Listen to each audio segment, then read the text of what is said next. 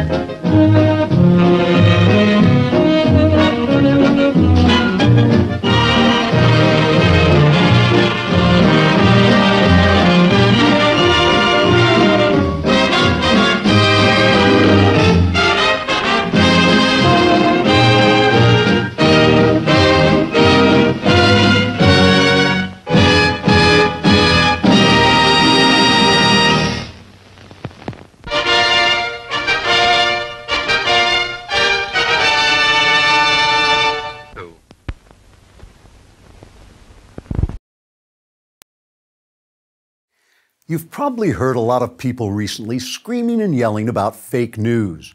Charges fly from all points on the political spectrum. This story is mistaken. It's fake news. That statement is incorrect. It's fake news. But to my mind, these arguments miss the point. Mainstream American news is all fake because the major news outlets are so consistently biased toward the left that whether any given story they report is factual or not, their overall reportage is essentially leftist propaganda. You can complain about the right-wing slant of Fox News all you want, but left-wing ABC, CBS, NBC, MSNBC, and CNN have combined almost 10 times the viewers. Look, the chief journalist at ABC is former Clinton operative George Stephanopoulos. The president of CBS News is David Rhodes, the brother of a former senior Obama staffer. Comcast, which owns NBC, is run by a major Democrat donor. Same for the leadership at CBS and Time Warner, which owns CNN. Only 7% of American journalists identify as Republican. And while a lot of news outlets forbid their reporters to donate to candidates, 96% of those who did donate last time out gave to Hillary Clinton. These journalists claim that despite the fact they're all Democrats, they can be objective. It just ain't so. Psychologists have shown that when people associate almost exclusively with those who agree with them, they suffer from groupthink and confirmation bias and lose their ability to see events clearly. Now, it's not that these journalists are liars, exactly. It's that their bias skews their reporting in very specific ways. Let me give you Andrew Klavan's 3 rules of mainstream media journalism. These can transform any story, whether it's true or not, into fake news. Rule number 1. Whenever left-wing prejudices are confirmed by a single event, that event is treated as representative. But whenever left-wing prejudices are contradicted by a single event, that event is treated as an isolated incident. And if you treat it as representative, you are deemed to be hateful. So for instance, a white cop shoots a black suspect. The mainstream media treats that story as representative of general police racism, even though studies show cops don't use deadly force more often on blacks than on whites. On the other hand, if a Muslim commits an act of terrorism and someone is bold enough to point out that the terrorist act is in fact representative of the daily acts of Muslim terror around the world, this is considered Islamophobic. The leftist media cherry picks when an event illustrates a larger narrative. That's fake news. Rule number 2. When a scandal breaks on the right, the news is the scandal. When a scandal breaks on the left, the news is who wrongfully disclosed that scandalous information. Thus, when the media wanted to raise suspicions that Donald Trump was somehow in league with the Russians, they freely quoted illegally leaked information from intelligence sources. But when Congressman Devin Nunes announced he had information that the Obama administration might have misused intelligence against Donald Trump's transition team, the story became, how did Nunes get that information? And did he do it legally? The scandal meter is heavily weighted to fall to the right. Fake news. Rule number 3. Individual extremists on the right are highlighted, but the overall extremism of the left is ignored. In one of the fakest fake news stories in recent history, the mainstream media rose up as one to tar conservative Tea Party members as racist. when all they really wanted were lower taxes and less government spending. Reporters gave the Tea Party disparaging nicknames, represented their almost universally peaceful gatherings as ugly and violent. And whenever an individual Tea Partier said something wrong, it was cited as evidence that the movement itself was tainted. Meanwhile, the continually violent, vandalizing, anti-Semitic socialist movement that went by the name of Occupy Wall Street was hailed by journalists as an important social development, right up to the moment it vanished without a trace, except for the piles of litter its protesters left behind. Peaceful Tea Partiers wanted the small government prescribed by the Constitution, so they were radicals. Violent occupiers wanted the widespread government intrusion of socialism, so they were heroes. Very fake news. Newsweek editor Evan Thomas was once criticized when his magazine essentially convicted some white Duke University lacrosse players of raping a black woman. A rape, it turns out, they did not commit because it didn't happen. Thomas defended himself, saying, "The narrative was right, but the facts were wrong." The mainstream media almost always get their left-wing narrative right, whether the facts support it or not. That's called confirming your own prejudices. It's called bias. It's called fake news. I'm Andrew Klavan for Prager University. To keep these videos free, please click here.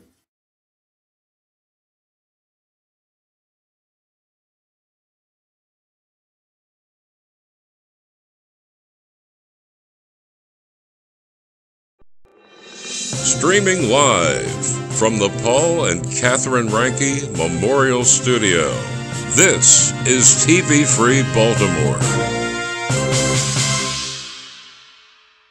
Support for TV Free Baltimore comes from viewers like you. Become a TV Free Baltimore member by visiting patreon.com/TV Free Baltimore.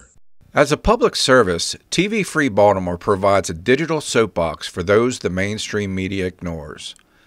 The opinions expressed in this live stream are not necessarily those of the owners, management, or underwriters of TV Free Baltimore. Furthermore, TV Free Baltimore streams hyper-local content focusing on politics and entertainment in the Baltimore viewing area.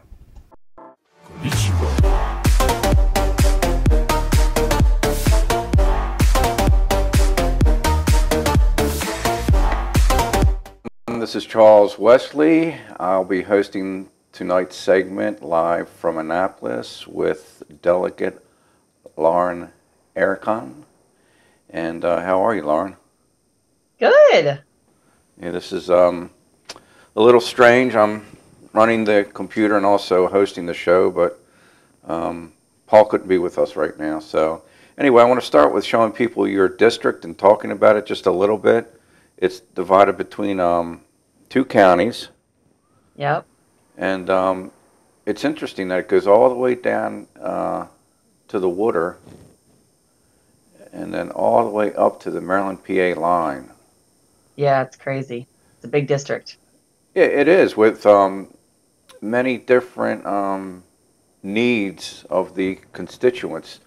So if the legislation goes through to where you have, what are they trying to call it? Single-member districts. They'll take essentially the 7th and divide it into 3 pieces. Would you have a preference which one you took? Well, I would probably end up with the one that was around my house. North. And I live in Jarrettsville, so I live on the northern piece of that on the Harford County side. So I would probably have, the top chunk of that area. But I've also heard rumors that they're going to try to divide it up more by county. And so I may end up not even being in the 7th the next time. It may be another new district, and I may have the top chunk of Harford County, but nothing on the Baltimore County side. We just don't really know what the courts will end up deciding. Right. And how's that idea floating down there in Annapolis? Does it have wide support? I haven't really talked to a lot of people about it. The Democrats are resistant to any type of legislative changes to how districting is done because they anticipate they will get control back of the governor's house, and they will want to draw those lines themselves. So any type of nonpartisan redistricting or anything that, stops the disenfranchisement of Republicans in the state, they oppose in general. I mean, I look at it a totally different way. It's a sense of fairness. Like, I know in Lansdowne, the people around here feel like they have no representation, that the 3 delegates from this district are just completely out of touch with this community. Yeah. So I think it's a matter of fairness. And also, with smaller district, you guys will be, I would think it would be easier for you guys to represent a smaller piece of the pie as opposed to the whole, what today is the 7th district. Yeah, absolutely. I would welcome that. Yeah, and it doesn't make sense to me that you've got 3 delegates nested in the same district as the state senator. It's almost like you have 4 people representing the exact same geographic location, and just doesn't make sense to me. So I can't imagine why no one else, why this wouldn't pass this year. Yeah, I know. I think it's all hyper partisan political reasoning. They've gotten away with disenfranchising us for this long, and they don't want to let go of the power. Power. It's supposed to be power for the people. So I also wanted to ask you, when the Republicans announced their agenda, what they want to get through the legislature this year, was that covered in a great extent by the press? Were you there when the ceremony took place? Yeah, I was there, and we had a lot of local press. I think we had one sort of major news station for the Baltimore area that was there. I want to say it was WMAR, but it may have been WBAL. I don't know how much actual coverage it got on sort of the live news coverage. I imagine not much. I like to follow the Daily Record or Maryland Matters online. I read Maryland. You don't get a lot of the good news that actually affects you on regular news stations anymore. It's just... Yeah, I mean, I don't watch the regular news that often. I did this week because of the weather we were having, and when the Democrats announced their political agenda, I think it was Channel 11, portrayed it as like, oh, this big, in party, and it was great, and what great ideas, and da-da-da-da-da-da, and I was just like, did you guys do the same thing for when the Republicans came out with their ideas? Yeah, no, I don't think it was nearly as big and dramatic. I mean, we truthfully don't have as much power as they do down there, but I don't think our ideas are less valid, and we have a lot of Marylanders that support them. So it's a shame we don't get as much coverage. No, and again, it goes back for me to a sense of fairness, and if a good idea is a good idea, despite where it may come from, and good ideas should be supported. Okay, so the Maryland Democratic Party, they want include a focus on plastic foam. So what does that mean? They want to ban the containers that you get from Chinese carryouts, that sort of thing? Yeah, I think most Chinese places use paper. I think they want to ban styrofoam specifically, which there's not a lot of styrofoam that I see out on the market these days, at least not for a lot of, maybe, I mean, I know Chick-fil-A, they do their smoothies or whatever, their milkshakes inside styrofoam still. But other than that, there's really not a lot. But yeah, you would think there would be some really heavy hitting priorities for them this year. And they were like, yeah, styrofoam ban. The rest of us were just thinking, my gosh, the state that they are, and this is your biggest worry. I mean, I personally don't use styrofoam anymore. It has like a 20,000 year half-life. It's super gross. I don't like it. So I generally drink out of glass or paper products if I need something disposable. But bans don't work. Right. It's just criminalizing business. Right.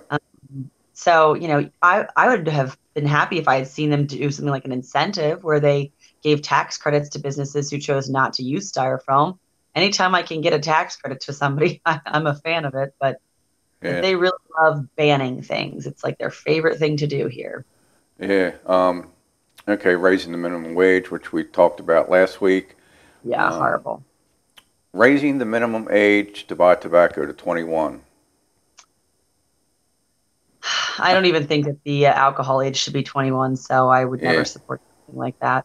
Yeah. And what else do they say here? And they came out against Governor Hogan's proposal to lower taxes on all Marylanders. Shocking. They love taxes. They can't let go of a penny that they think that they're entitled to. Well, talking about it, another question that I have for you. When you're down there talking to your colleagues, does anybody say, maybe we ought to start talking about the people that are voting with their feet and leaving Maryland because of the taxes? They don't. There's no conversation about that at all. But the Democrats do not. And I think the reason is because the majority of people leaving the state are people that are voting conservatively. And so they know that the people that are leaving were not voting for them anyways. So they do not care. That's amazing because we have a perfect example in Baltimore City what happens when your tax base is depleted of the middle class and people with money. And it really affects the ability of government to do the things that we need government to do. And for not even to have the Democrats, the people that are really in control in Annapolis, to even talk about, let's stop wealth from leaving the state. And within the state, Baltimore County, which is part of your district, has a big flow of people leaving. We've talked about that numerous times on TV Free Baltimore since we started streaming. So that's amazing to me that the conversations aren't even taking place, behind the scenes. How about quality of life? When you guys are down there, do you and your colleagues talk about quality of life, particularly in in Baltimore County? We do. I haven't talked a lot with the other side about it. I'm not sure if they define quality of life the same way I do. I mean, my view is I want to keep more of my money. I want to be able to protect my children. That means the Second Amendment needs to be protected. I don't want Common Core in my school system because it's not working. It's not producing a good product. They seem to think that, things like no styrofoam, things like banning smoking, things like fining parents if they smoke around their kids, like these things they think improve the quality of life. And then having sort of this huge bloated state government that sort of takes care of everybody who can't take care of themselves. Yeah. That's their idea of quality of life. I think the definitions are just so different between the two parties. Well, how about, I would think they at least would be talking about traffic. I mean, in article after article on the national level, 495, 695, 295, we have one of the most congested road systems in the country. I mean, is that being talked about down in Annapolis? Because that's definitely a quality of life. I mean, for me personally, I actually switched my hours for my job and started working at night just to avoid the traffic that I usually had to deal with. Yeah, I mean, traffic certainly is talked about. I think that we both, again, come at it from different angles. We think since the majority of Marylanders are driving on roads, that roads should be prioritized. But they have a sort of social equity lens that they look at everything through. And so they believe that money should not be spent on roads. It should be spent on public transportation, expanding public transportation, even though a very, very small percentage of Marylanders would actually and do actually use public transportation. They're more of a, if you build it, they will come mentality. And we're more of a, people like driving their cars to work. That simply isn't true mentality. The open road is as American as apple pie. I mean, come on, True. And True. People want to be in their own space, they don't want to be in a shared space. But how about the Hogan administration? Are they putting any proposals out to uncongest the roads? Yeah, I mean, every year he tries to put money towards. I mean, they've over the years they've sort of taken away a little bit of his power on controlling that money, and they just dig away at it. So yeah, he's majorly invested in fixing roads. He's I think he said that all of the top 4 or 5 road priorities that came out of the formula or whatever, they're going to get those done in the next 4 years. They will be completed. So hopefully that's true. Hopefully they don't find another way to take money away, because they have a super majority. Now they have a super majority. So there's really not a lot we can do if they want to change things. They definitely have the votes to do it. How about the money that comes from the federal government? Are there strings attached to that as far as what can be done? I'm sure there are. There's probably tons of different kinds of grants and things that come in. I wish I knew more about exactly how the transportation federal money is dispersed. I don't know. But almost everything that comes from the Fed has a string attached to it. So it's like, take it at your own risk. Yeah, how about something as simple as the governor sitting down with, let's say, the 5 largest employers and that contribute to the traffic around 695, 495, 295, that sort of thing. Just sitting down with the 5 largest employers and just say, hey, can you guys stagger your workforce? Have some people start at 6, 7, 8, 9, up to 10, and then let them come out at different times. I mean, that's smart. Yeah, I mean, something like that could. I think with the federal government, I know that some of my friends that work for like Social Security Administration, other places, they have like 4-day work weeks, and which means each day is longer. And right, 4 10s. Yeah, so it's cool. It's a great idea. I'm not sure if he's actually sat down with any of the really big employers that cause some of the beltway congestion. Yeah, my pet 295. It's sometimes there's no shoulder. It's horrible. Yeah, it's dangerous. I mean, the road system around here, it stinks, and the quality of life it decreases the quality of life. Another problem that I see in Baltimore City, first of all, as far as I'm concerned, Baltimore County is becoming the new Baltimore City. Baltimore County is starting to take on characteristics of Baltimore City, particularly inside the Beltway. Traffic's one of the problems, but also a problem is vacant houses. I know. Paul and I were working on a completely different project, and we just happened to ask an older woman in a community, what's the biggest problem you face? And she's like, the vacant houses. I'm like, what? There are vacant houses around here? And we started looking. We're like, wow. And then I started doing some research online, and the number of vacant houses in Baltimore City is going up. So yeah, and some of them are even. And in my lifetime, I didn't see this until the last maybe 3 years. Whatever. You're starting to drive in Baltimore County neighborhoods and seeing houses that are boarded up just because they're vacant. So it's starting to feel like Baltimore City. Is there any discussion about that going on down in Annapolis? Yeah, we had this during our delegation meeting this week for Baltimore County. A bill that passed through the House last year and got hung up on sine die in the Senate was, I think, sponsored by Delegate Sidnor, who is a Democrat and represents Baltimore County. He has a bill that would allow neighbors to sort of create a 501c3 and then seek sort of restitution from the government when people abandon their homes, and the banks that own the homes also do not do any upkeep. So I don't know. I anticipate that bill will probably make it through the House again, and hopefully, because it's been started a lot earlier in session, it will then be able to make it through the Senate side by sine die. But that would allow the people of Baltimore County the opportunity, or even if they don't have an existing HOA, that the neighbors can then come together and petition the court to help them, either force the banks to take care of it or take it from the banks if the banks refuse to, because banks are notoriously poor at upkeep for the properties that they confiscate. They're just terrible at it, and they're terrible at taking care of them. Even when they have somebody who's willing to take care of them, they don't pay those people sometimes. And I know this because I have a friend who does this.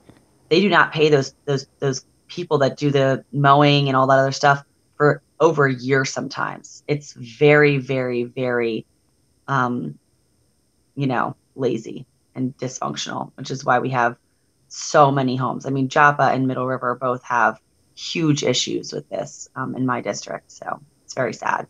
Hopefully we'll beat it. Now, how about addressing the reasons why these houses are becoming vacant?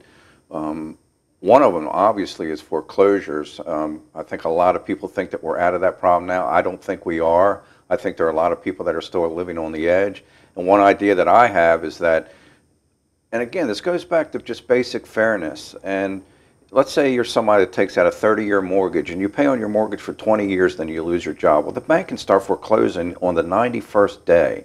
In my opinion, if you've owned a house for 20 years and you've been paying the mortgage, if you lose your job, you should be able to contact the bank and say, look, I lost my job, and they should credit you. They should freeze the mortgage for basically 1 month for every year that you've owned the house. So if you've owned the house for 20 years, they say, okay, we'll freeze the mortgage. You got 20 months to get a job, get back online. If you can do it in 3 months, 4 months, great, and we'll just pick the mortgage back up. But are there any discussions like that sort of thing? Because also, people's houses are the biggest investment that they make in their lifetime. You know, it's not only the roof in their head, but it's also the equity that they build up. And if we've got a situation where houses are becoming vacant, people are becoming underwater, people are abandoning their houses, this drives down the property values of the people that are still there. I mean, it's a big problem. I'm just curious what type of conversations are taking place down there. About that specifically, but that is not a bad idea. I don't know how we could do that from a state legislative perspective. I don't know what kind of bill we would draw up to sort of, I mean, the problem would be that the banking industry would probably fight us very hard. Oh, I'm sure they would. No doubt Yeah. about it. But again, it goes back, the mortgages in my mind are set in a mindset that existed in the 50s and into the 60s, where you could go down to Bethlehem Steel, get your job, your lifetime job, get your 30-year mortgage and pay on it. No big deal. But the way that people change jobs today, with the economy we have today, is completely different from when 30-year mortgages were in vogue. And it makes sense, even for the banks, that houses maintain their value. And if you've got an increasing number of vacant houses in a political jurisdiction, I think that should, at a minimum, start a conversation between people in Annapolis saying, you know, it's not fair for, like, there's a guy right on my street. He had a great job. Again, he, like 20 years, he lost it. He ended up taking a job up at Giant, making a lot less, but he still maintained his mortgage. He lost that job, and his house got foreclosed on. So here's a guy that's been in a house for 22 years. He told me he dumped $100,000 into it. It's a nice house, and he's literally going to walk away with nothing. I mean, Yeah. that's just not, to me, that's un-American. And Yeah. and I can't.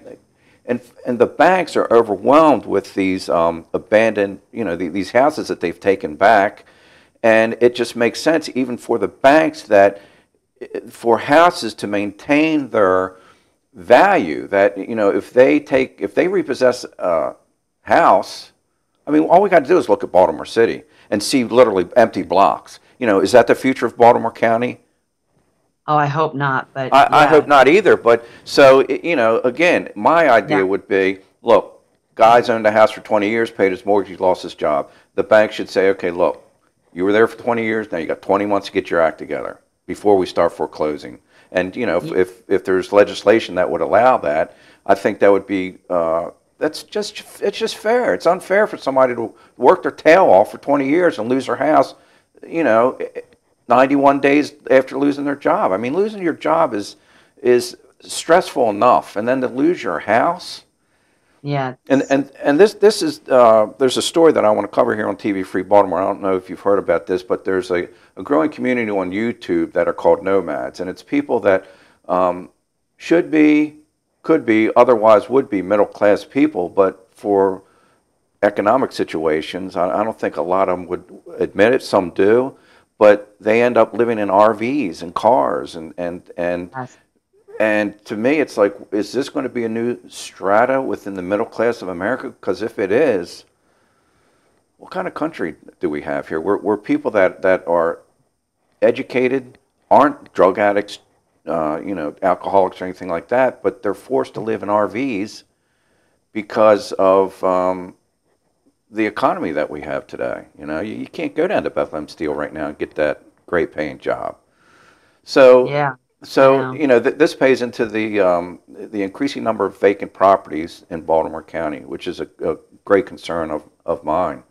And again, it goes back to quality of life. Now, there are increasing numbers of vacant houses in Baltimore County, but the vacant properties in Baltimore County are not becoming the magnet for drug activity yet. Right. In Baltimore City, vacant houses are just magnets for crime. It's horrible. Oh, yeah.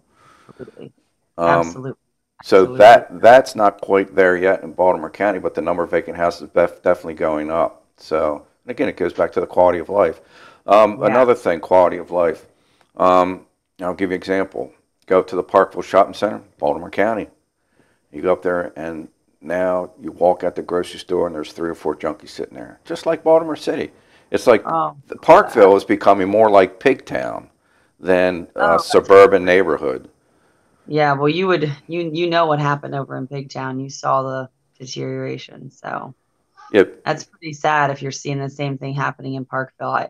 I honestly don't have the quick fix, but it does involve socioeconomics, and it definitely involves issues with it's drug addiction. These I mean, I've talked to some of these guys, and they grew up in the neighborhood. Some of these kids, and they start experimenting with drugs. They get hooked on those damn drugs, and you know, and then they're in their late teens, early 20s at the grocery store begging for money, and they're starting to draw people out from the city. And again, this all goes back to quality of life. I'll give you another example. There was a guy that lived in Lansdowne. He was a small business owner, had a body and fender shop.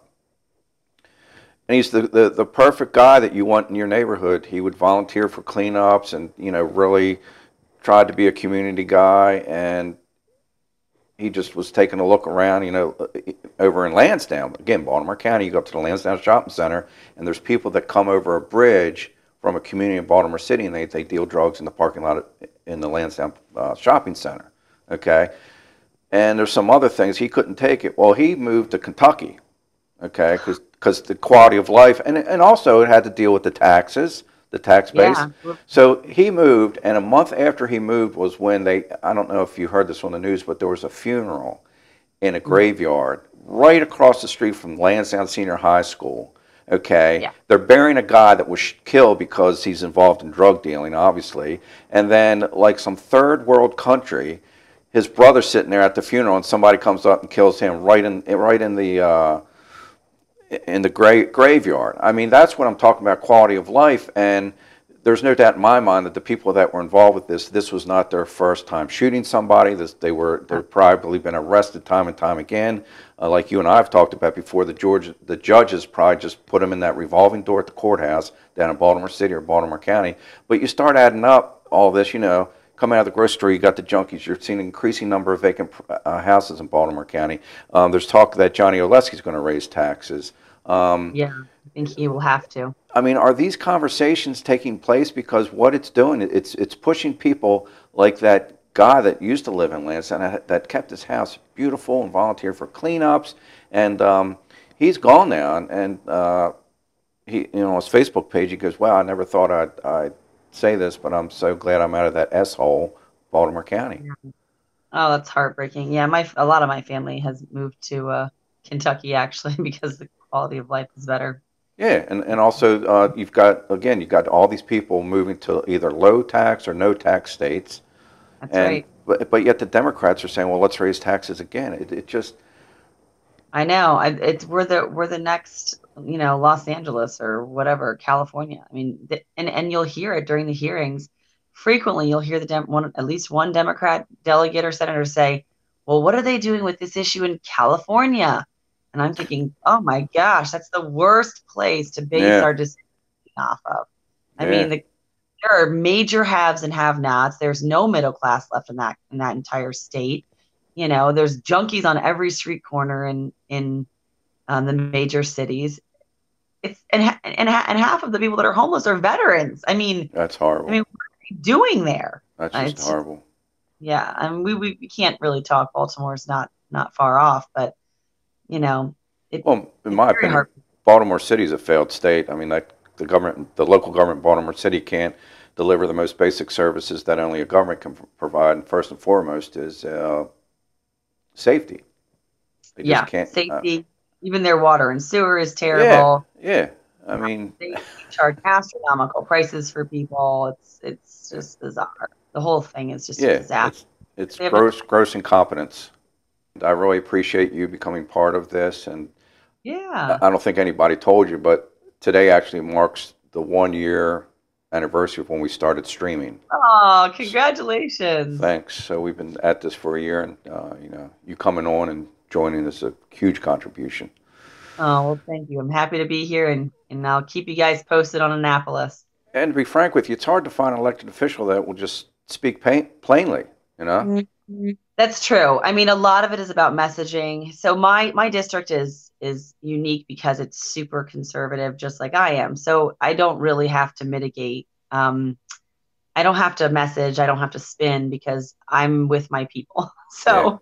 So I'm sort of in a unique position to just sort of say what I'm thinking about things, and I don't have to really worry about how my message be received by my voters, because I know that it will be received well, because this is what they've told me when I door knock them. Yeah. They're sick of all the same things that I am. Yeah. Yeah. Okay. Well, thank you again, and this concludes Live from Annapolis.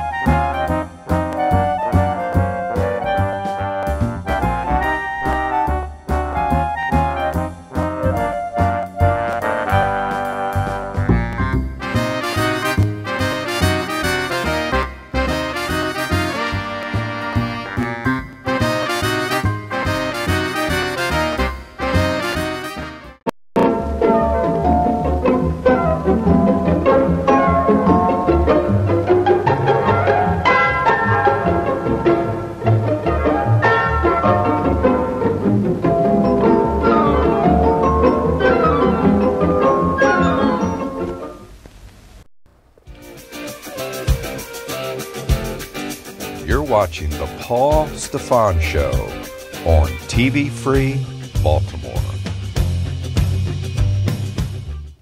Hello, and welcome to another edition of The Paul Stefan Show. And tonight, our guest is a gentleman who has done as close to 100 films. He may have one of those faces that you've seen and say, I think I've seen that guy somewhere before. Primarily if you're a fan of horror or sci-fi. He's one of Baltimore's, treasures in the film community. Every director wants him to be in their film because they see him as a lucky charm. And he's also considered by some to be a living legend. And we want to get his story so we can talk to the man, not the legend, and it's George Stover. Welcome, George. I was looking for for the person you were talking about. It's me, huh? Yes, they were talking Okay. to you, not the legend at this point. Now, if you could start, tell us what are some of your recent projects. Well, I was in The Maker of Monsters. And what do you play in that movie? I play a scientist type of person, a doctor or something like that. Okay. And, What are those guys? Okay. This group of filmmakers from Indiana came to Baltimore just to shoot Oh. Leanna and I. Oh, interesting. I don't know Yeah. if you had to go out there. But, No. Sometimes I'm in movies at home. I do a little. I shoot a footage of myself, like as a newscaster. I've done that Oh, before interesting. and things. I've actually done that. I saw believe it or a not. film where it's, said, oh, George did his scenes in his backyard. I have done that. Yeah.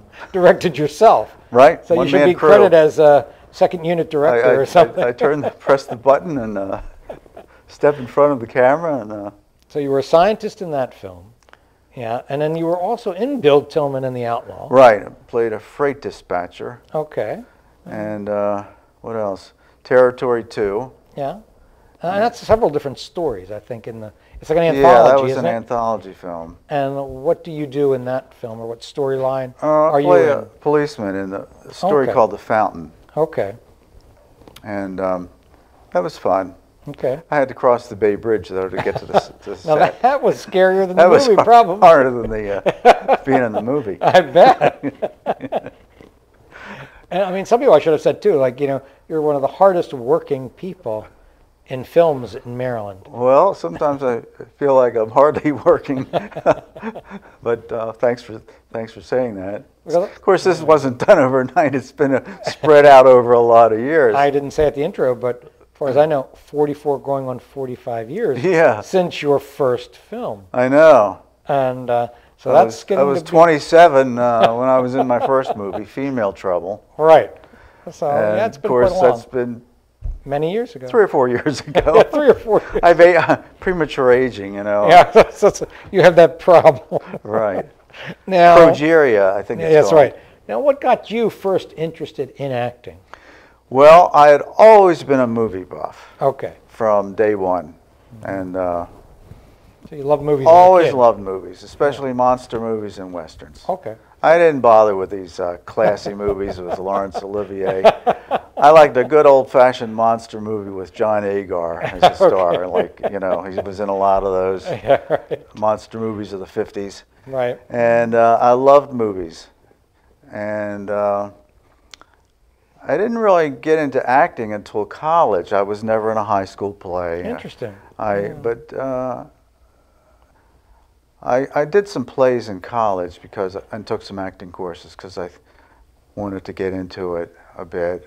And you did acting in plays first. Yeah, for a while, because there were no films to be in, and that film hadn't been invented yet. No, no, it had been invented, but only Thomas Edison was shooting it one film. Okay. No, in those days there were no independent filmmakers in the '60s in Maryland. Right. Okay.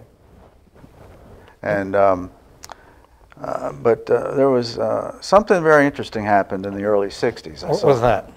Well, I saw a couple movies in the drive-in Okay. called, one was called Blood Feast, and Oh, wow. one was called 2000 Maniacs. Okay. And these were the first regional motion pictures I had ever seen.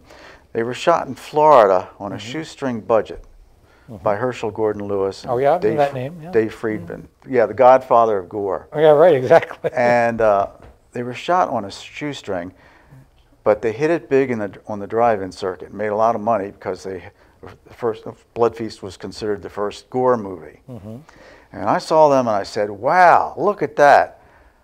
That was my first non-Hollywood movie I'd ever seen." And I said, "Wow, this is cheap. I know it's cheap, but these guys made a movie in Florida on a low budget, and hey, I could probably act better than most of those people. Maybe not all of them, but most of them." Yeah. And I said, "I think I will study acting in college." So I did a little acting in college, and And that then was at Towson? no, Western Maryland. Oh, you went to Western Maryland. Yeah. Okay. And my first play was a Christmas pageant. I played a shepherd with a beard. Okay. And I had a couple lines, but that was about it. And I was in Franz Kafka's The Trial at college, and a couple of other things. And then I did community theater in Baltimore, Spotlighters. like Spotlighters and the Vagabonds and stuff. Oh, yeah, Vagabonds, right? Yeah, but that's about my only choice for acting, because there were no independent productions. I guess there were commercials, Yeah. local commercials, but I didn't know how to break into that. Yeah. So how did you get your first break in film? Well, my first movie was John Waters' Female Trouble. Right. I played the chaplain at the end of the movie who Right. escorts Divine to the electric chair. Right. And I met John Waters in the 8th grade. We were in homeroom together. Right. So I knew him before he was famous. Yeah, there you go. And I think at that time he might have been doing puppet shows in the neighborhood and for Okay. birthday parties. He did that initially. And we were only in homeroom. We didn't have any classes together. But, you know, they had people in homeroom alphabetized, so Right. I was an S, he was a W. Okay. And we were in 8th grade homeroom. And we were acquaintances. We'd Okay. talk about the episode of The Twilight Zone that was on Friday night, because that was when it was first run Yeah. on CBS, Friday nights. And There you go. Big Monday show. we'd talk about The Twilight Zone. Terrific. Then we'd go our way. the bell would ring and we'd have to go to classes, and then I wouldn't see him till the next day.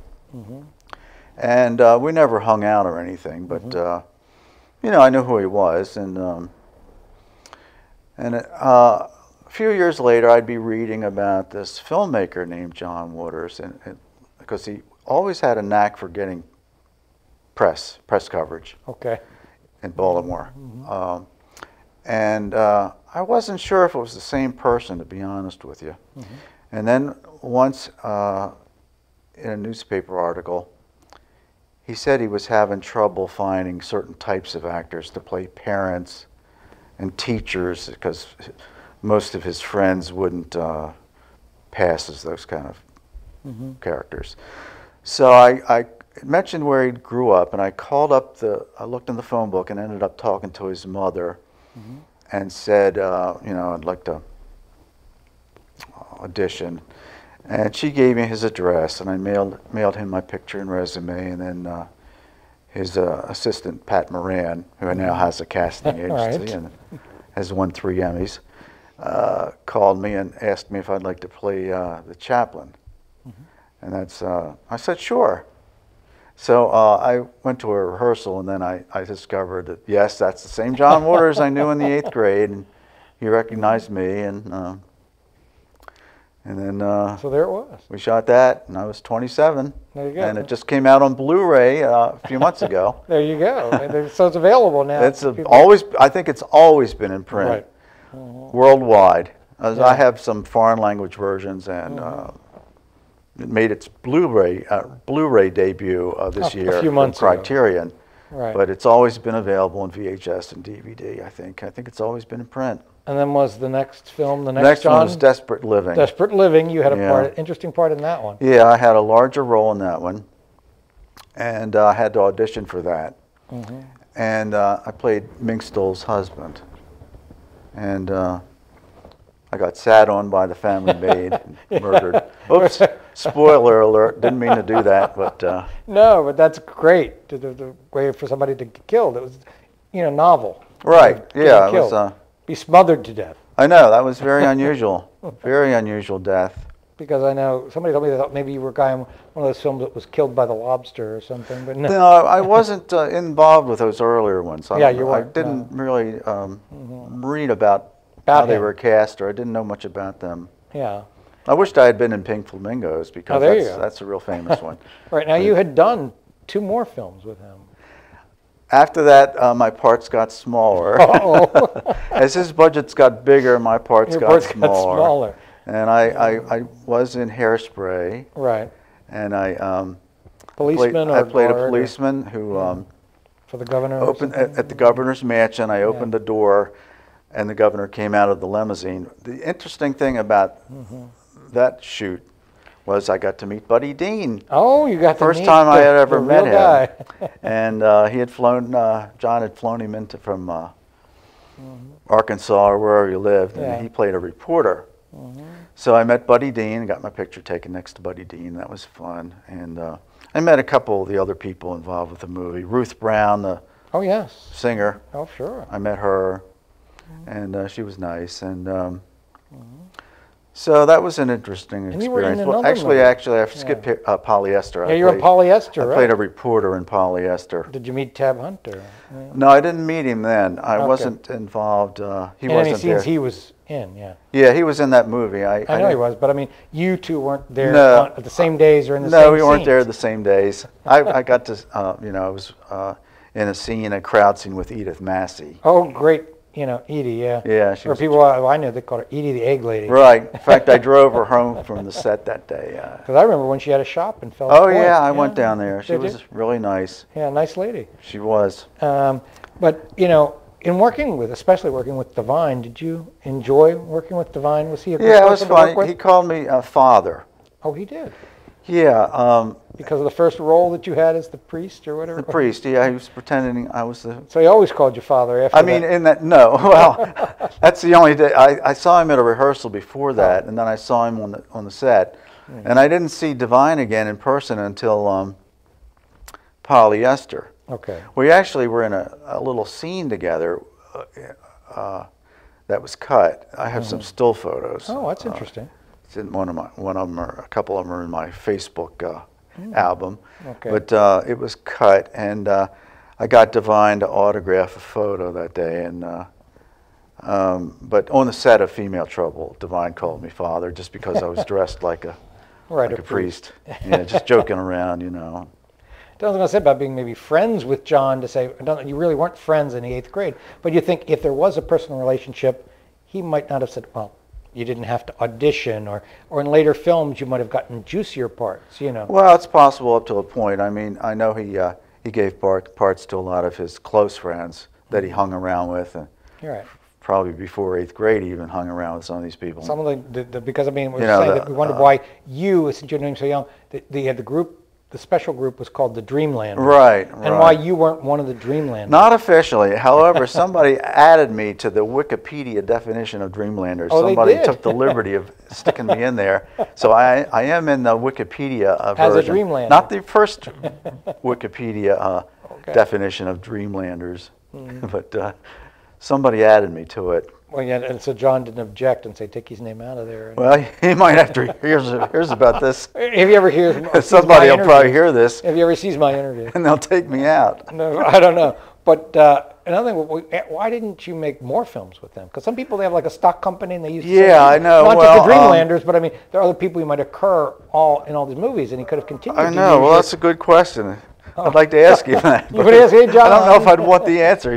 He'd probably say, George, you just couldn't cut it. You just weren't good enough. Because as his budget grew, he got more and more professional actors. Yeah, I know. He got some famous people. Yeah, real famous. You know. Yeah. But John, I thought I could have done as good a job as Johnny Depp at Crybaby. What do you mean? You mean you didn't want? You didn't want George? Okay, John, you'd rather give Johnny Depp $1 million to be in Crybaby than Right. let me give you $500 to be in it. You know, no. What can you do? Right. So, I mean, obviously, he must have been very professional. He even kept business and friendship separate, at least as far as you were concerned. Yeah, how about that? Can you imagine? Yeah, such a nice guy like you. Yeah, there's some other filmmakers around here have done that too. Oh, I don't want to name names. We don't want you to get into that because we'll No. get sued or something. Or you'll get sued. Or no, you won't get work anyway with those Right. people.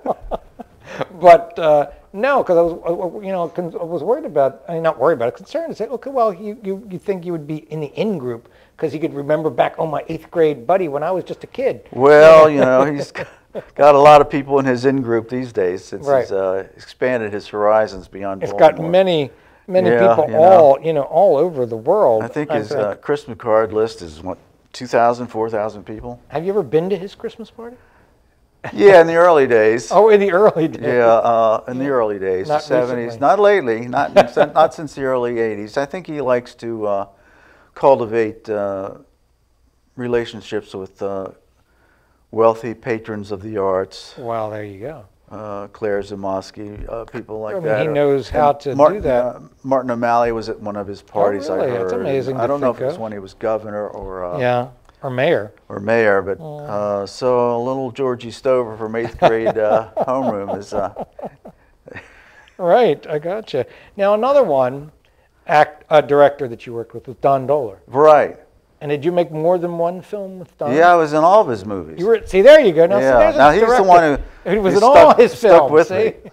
me. Until he died, I guess you were in all his films. Yeah, I was in all his movies until he died. So he must have liked you. See? Yeah.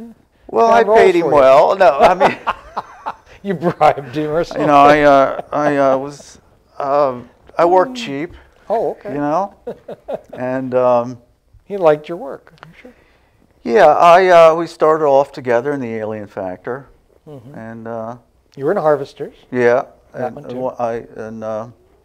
the first one that Joe Ripple made after Don died, I wasn't in. Oh, well, there you go. Yeah, it was Sealed Fates. Yeah, I It wasn't in that stopped one. with Don, see?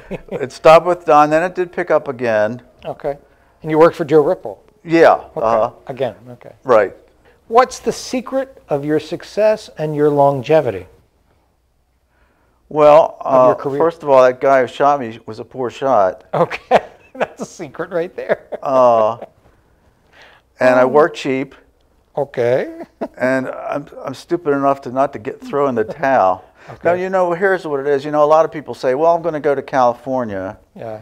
and I'll give it 5 years. And if I Okay. can't make a living at it, I'll do something else. Right. There are people like that. Yeah. But you stayed here mostly. Right. Except for the 60-foot woman. Centerfold. 60-foot centerfold. Excuse me, you got to see We'll the talk about centerfold. that next. Okay. But see, I never had that attitude because I never was dependent on it for survival. I always had the government job. So I just did it on the side. All right, on weekends. And so there was no need to say, well, I haven't made it, so I'll give it up. It was more like a sideline. Right, it was a sideline. Extra job. A sideshow. I mean, a sideline, yeah. Both. Right. It was like something I did to, For fun. for fun. Yeah. I won't say for profit. Not for fun. Not for fun and profit, but just for fun. But for fun. It's something different. Yeah. And it's made me a little bit known outside of my neighborhood. Yeah. A little side outside of Towson, you got to be known. Yeah, otherwise I would go through my life and, nobody would know me before except for Facebook friends. Let's say if Facebook had not been invented, I'd just grow old in Baltimore and nobody in other states or countries would know about me. But now you have a Wikipedia page and everything, I'm sure.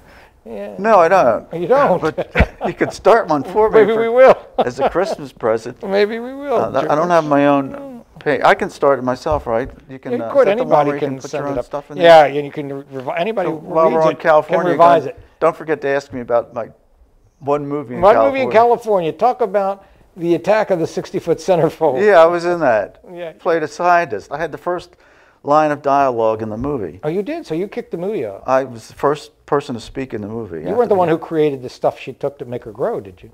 In the film. Do you remember that? Yeah, I was with one of his assistants. I wasn't the main doctor. John Lazar was the main doctor who was in Beyond the Valley of the Dolls. Oh, interesting. A Z-Man, if you from Russ Meyer. But I was in that movie, and Fred Olin Ray directed it. Right.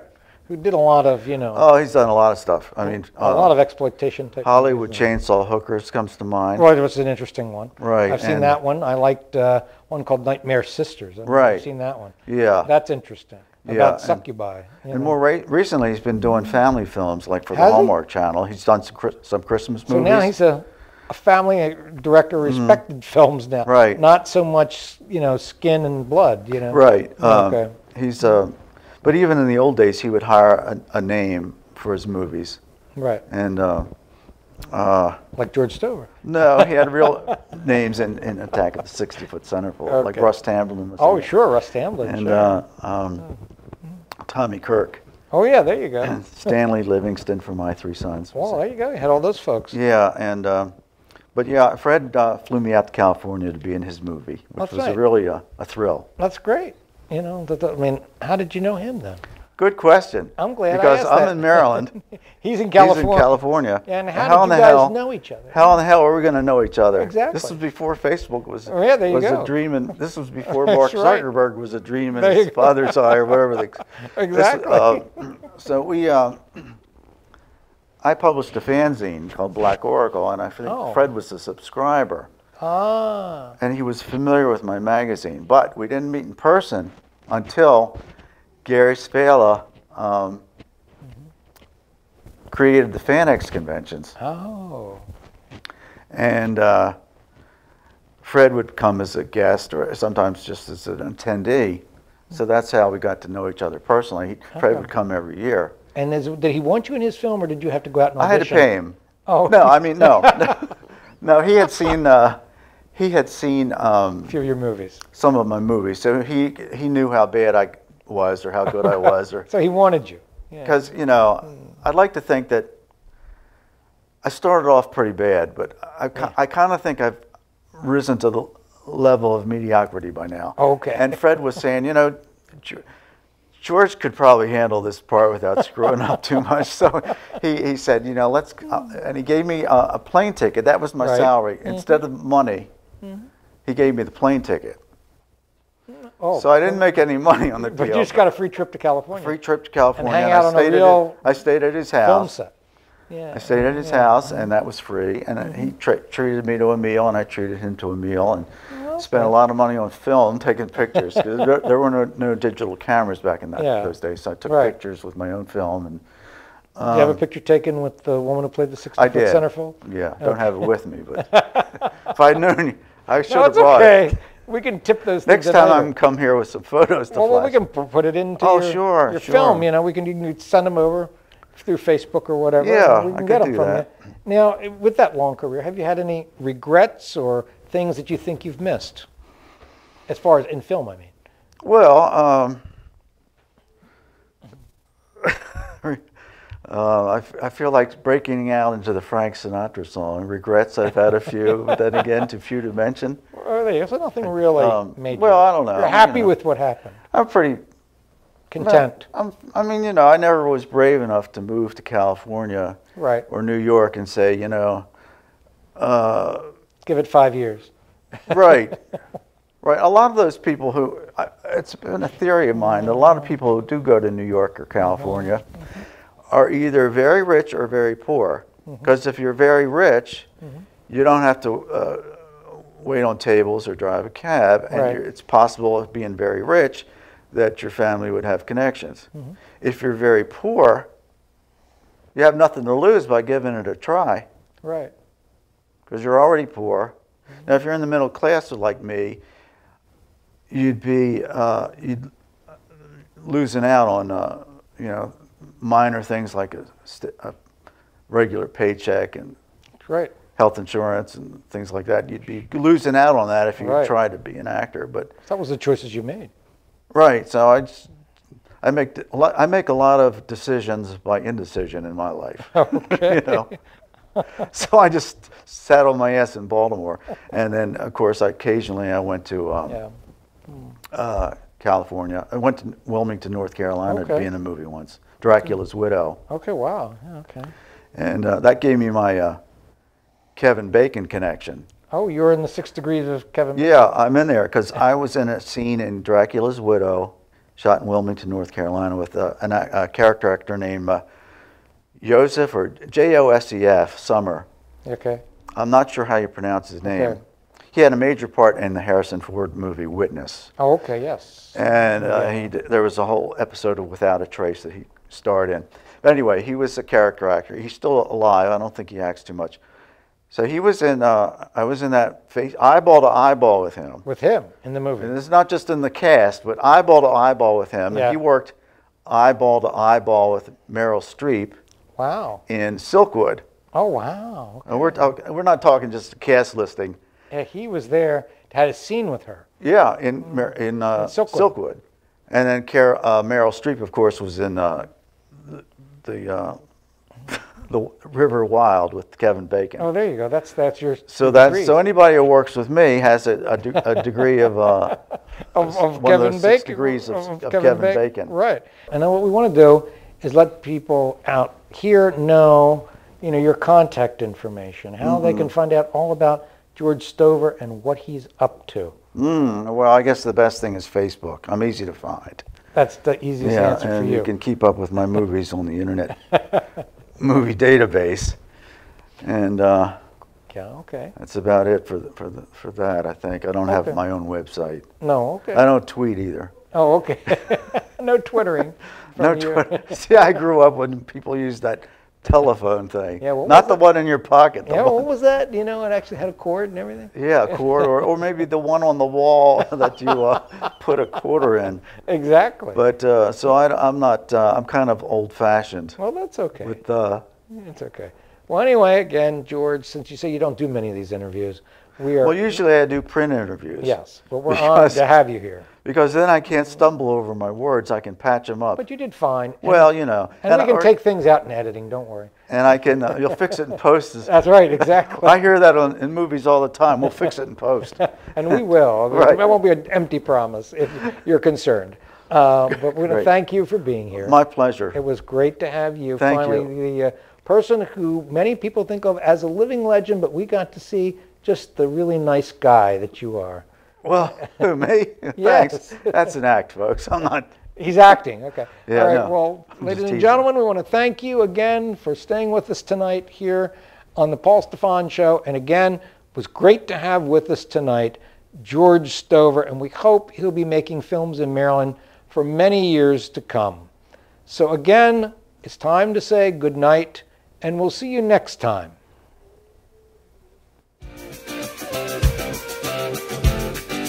You're watching The Paul Stefan Show on TV Free Baltimore.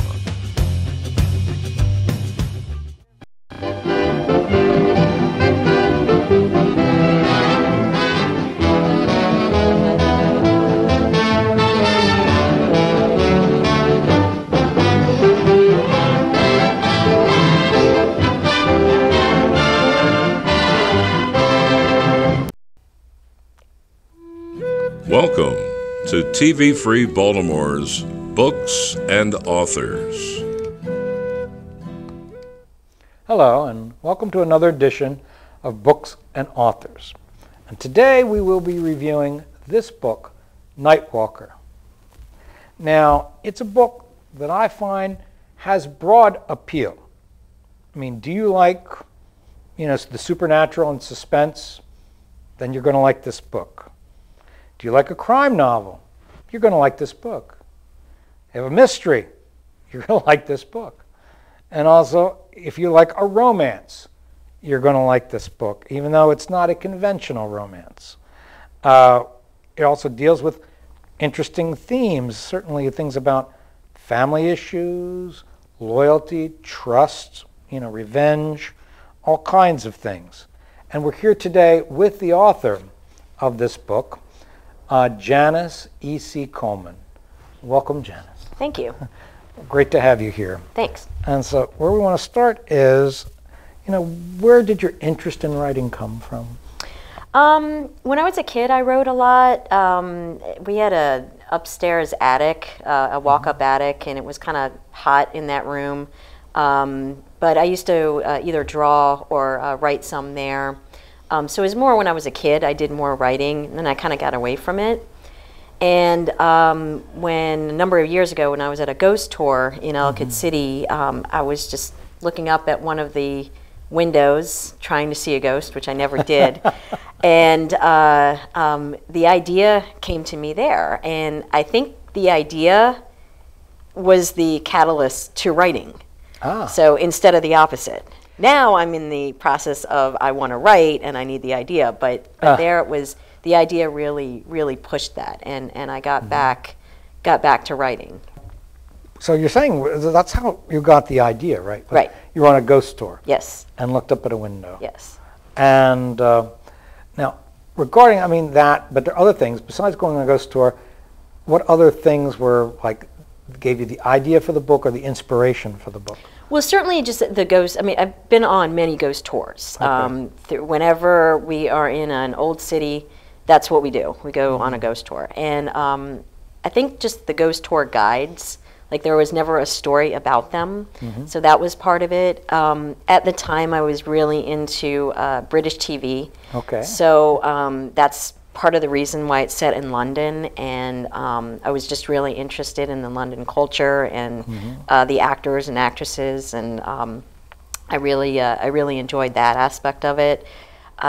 Just the fact that I love Halloween and scary things, those all really kind of pulled everything together, and just music. There's a definite theme songs to the book that I hear in my head when I'm reading it back or when I was writing it. So these are some of the music you're writing. You had that music on, and then yes, and then writing, and then of course your main female character Anna also likes this type of music, and it's actually some of the same, music you were listening to. Definitely. Yeah. Even Tom. They have very different music tastes, but I like both genres, punk rock, but also I love prog rock as well. So they're both, both in there. When did you start writing it? How long did it take to write the book? Boy, I was trying to figure that out the other day. I think I started about 4 years ago. Okay. I believe. Okay. 3 or 4 years ago. It took you 4 years from maybe writing it to publishing it, or? Yeah. Because I work for a living. I wrote mainly at night. Late at night. I have a family. I teach karate. I teach Wow. kickboxing. Whoa. So I've got all these other things to juggle, and but this creative outlet Yeah. happened late at night. The title, Nightwalker. Yeah. Where did that title come from? My husband and I were trying to figure that out, if he came up with it or I did. I think I did, but we were bouncing ideas off of it. Bury Your Ghosts was a potential. Okay. I kind of wanted ghosts in there, but when you talk about Nightwalker, I mean, that says a lot about what's in the book. I mean, you got a ghost tour guide. Yeah, He's true. a Nightwalker. That's but true. you also have a vigilante, right? You Sure, also it's there. have, like, if you will, Jack the Ripper 2. Yeah. It's not Jack the Ripper, but someone going around Right, like the Ripper. like the Ripper, hate crimes, and Right. so a lot of night walkers in there. And then some people have asked, is it a vampire novel? Night Walker. Right. I don't know if I Nightwalker again. want to say or not, like, Yeah, okay, you don't spoil have it to. or not. Don't but you yeah. have to. Yeah, Say it could be. Yeah. But Exactly, some people so- can watch and Right. read it. I mean, that because I looked it up in the definitions, and there are different definitions for Nightwalker, and some of it really is vampire. Right. It was, if people who like sort of gothic type suspenseful stuff. I just finished, about less than a month ago, binge watching all 3 seasons of Penny Dreadful. I love that show. And they use that term. These people, we are the night walkers. Yeah. They are Yes. the day walkers. Yep.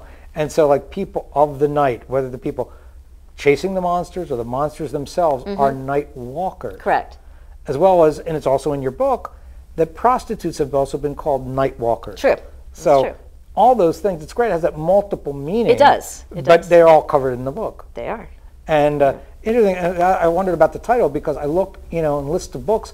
A lot of other books have either been called Nightwalker or The Nightwalker. Yeah. And so I'm saying how you can separate yours from this, all these others that carry the same title, which all those other books are probably going to be different. Right. But they're all either Nightwalker or The Nightwalker. Right. Because all the time if you look at Wikipedia, your book doesn't come up first as The Nightwalker, somebody else's does. Correct. And so, it's not a unique title, No. but it does capture the book, encapsulate the book. I'll Exactly, say. and that's why we finally settled on that, because it just it really does.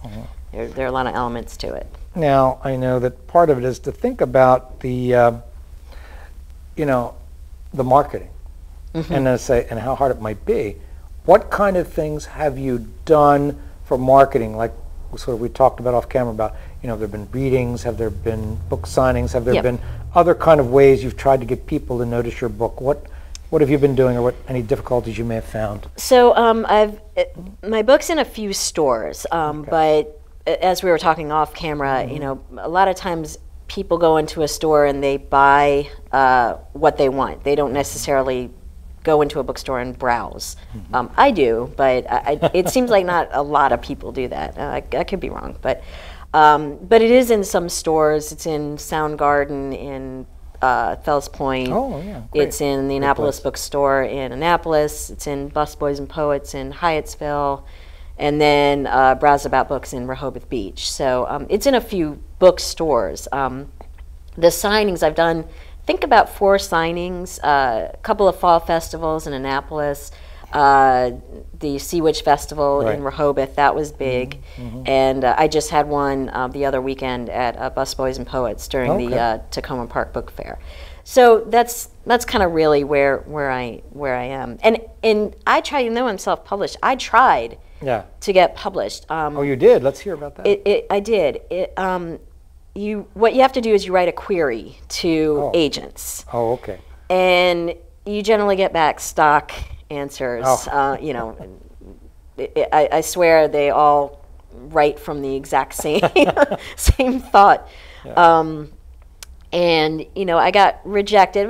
Probably about a year and a half. I was doing Wow, that. because I know that's part of the process today. I don't know if it always has, but you want to get an agent who then Correct. tries to push your book to a publisher. Right. Where in the old days, he's talking about, when they had transoms on, you threw your manuscript over the transom of the editor's office. Kind of thing. Maybe we should try that. And a lot of big publishers, had people that are hired just to read stacks of books Yeah. and then give their synopsis to the editor and say, this one, that one, no. Right. Send this one back and tell them to fix it up. It has potential. Right. But you say these days they go to agents. You go to an agent, and I mean there are plenty of authors. I mean, I think even J.K. Rowling. I mean, how many times was she rejected? You know, and Harry Potter. So, right. So I had about a year and a half, and finally I sent a query to this agent in London. Oh. And I hadn't gone that route, which I probably should have. But right. So it's based there. Yeah, and the way I found the agents is books that I like. I mean, there are lists that you can go online, and which I got some from. But I went on. I was reading a book. Stephen Laws is the author, and I really like his books. And he's an English writer. And he writes what type of book? Scary. Oh, he does have scary books. So I looked in the back because I figured, oh, well, if this agent represents him, then maybe he'd want to represent me. So I sent it to him. He asked for 6 chapters, sent him back. And he was really the only one that kind of laid it out. He said, you know, I liked it. The writing was fine. Nothing wrong with it. But I take 10,000 of the 10,000 submissions I take a year, or I look at a year. I maybe pitch 2. 2? Yeah. So this is one agent. So one agent, 10,000, 2. And he said even if the author is already published, the publisher might not want to publish it at that time because the timing has to be right. Yeah. You know, so it's super, super hard. And I didn't want to wait. And my one brother, he's always told me, like, success is you got to finish something. You know, like a painter, you know, you can have you can paint something and you can constantly try to fix it and keep going, and it never gets done. But you got to finish it at some point, and I wanted it finished. You know, Yeah. I was done writing. I'm like, I want to get it out there, and I was tired of the year and a half of rejection. So, and it's not that hard to self-publish now. Oh, talk about how you did it or how easy it is to do. So I think they've been merged now, but originally it was Create Space, and it's an Amazon-based company, and there's no overhead. The cover of the book, I had taken a picture a long time ago at a ghost tour. Oh, you took this picture? I did. Okay. My husband formatted the book and helped with the layout design of the cover. And then, so you submit that, and you submit your book, and they publish it on demand. So you don't have to buy 10,000 books, keep it in a warehouse, and hope to God you sell it. Instead, it's just printed on demand. So if you go on site and you want to buy it on Amazon, they just print when it's ready when somebody buys it. So like if Amazon has so many orders, they'll print a couple copies. Yeah, they will only print when it's sold. Oh, only then? Yeah. So it's not like you say there are, 1,000 in your home that you're trying to give away to people. Correct. No, I can buy it too. I mean, obviously for book signings, and so it's a little cheaper for me to buy, of course. But it's still not, you don't make much doing it. I'm not doing this for the money, but just. Well, that's interesting because I mean, in the past, you would think it used to be a thing that used to have always. So-called publishers would sucker people in, and it's called vanity press. Yes. You know, and it's you get your own book published, you'll get it self-published. And then that's what they ask you. That's how they make their money. You buy now 100 of these books if we publish them, and it's up to you to try to sell them. And usually then people think, well, if somebody did that, it can't be any good because nobody wanted it. They're doing it for their own ego. Yep. And so this is a little different with the digital age. I guess it's a lot cheaper. They're not printing presses and setting type and all this kind of stuff. So, but it's noticed that they're not making that much money either if they're just doing it as you sell them. Right. If you only sell 10, 50, 100, they're only going to print that many books. Correct. So it's not really going to be any remainders. Yeah. They used to have remainders in the bookstores. You get the books that were not sold. They've been sitting there for 6 months or a year. You get it. Bargain book. Yeah, bargain book prices. Exactly. And so that's a new concept, I guess. Yeah. And more people should avail themselves of that if they're aware that they either can have, or I guess if you didn't do it yourself like you're doing, you would hire somebody, another different type of agent, to do the marketing. Right. Because I have an author in here earlier, and she's a Baltimore author, and she hired a woman to be her agent to do the publicity and marketing for her book, to get her to different events and festivals and things so that she can be there to sign or say a few things, or, you know, when the people walk by your table and that kind of thing, and then, you talk to them and maybe they'll buy your book kind of a thing.